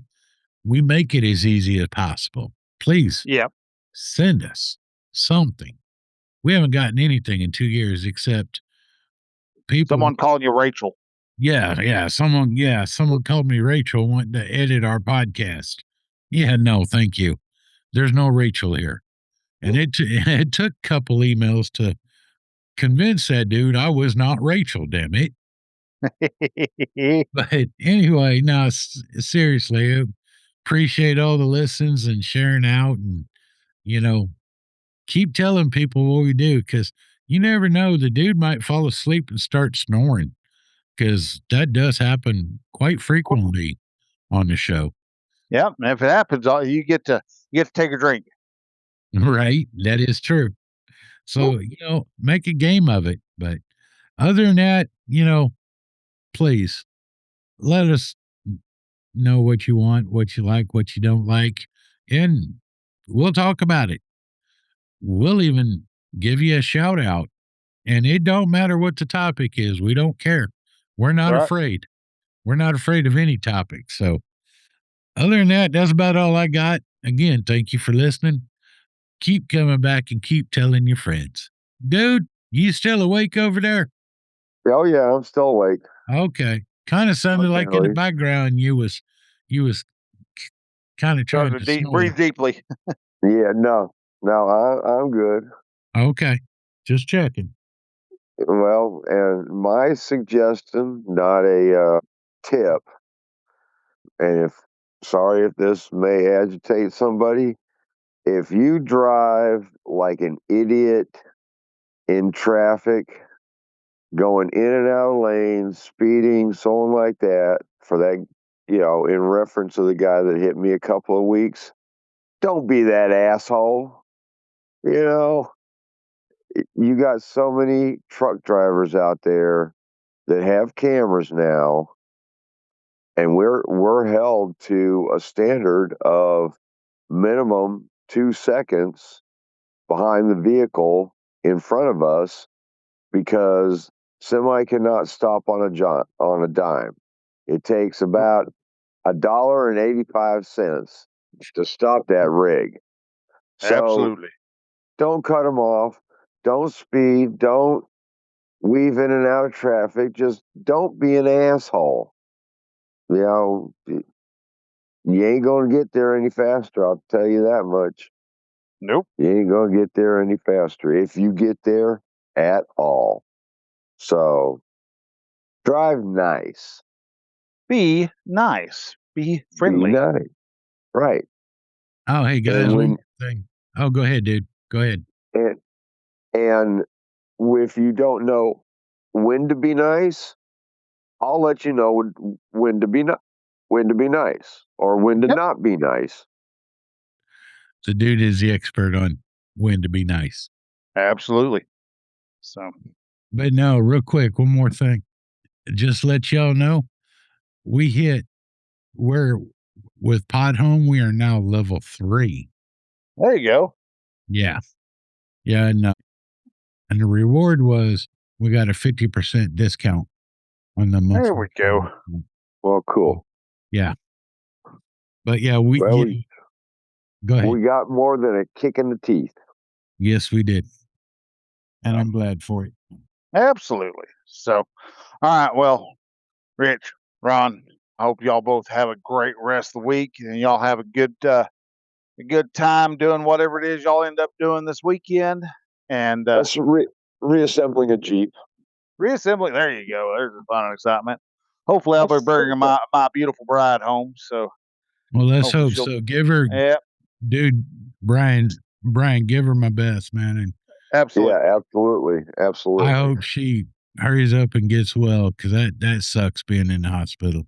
Yeah, especially for this many days. And so, yeah, she's. Our friend says she's actually getting color in her cheeks again, so she's coming back. That's good. So, That's Glad to great. hear that. So yeah, but yeah, I will let her know when I talk to her here a little bit later on. All right, So, man. All right, well, y'all take care. Thanks for coming on. And this best part of my week every single time. So y'all take care, and we will see y'all next week. Till then, bye. Later. Peace out. All right, guys. Get All till right, then. guys. Have a good week. All right. See ya. Have a good week. Yeah. Bye. Bye bye.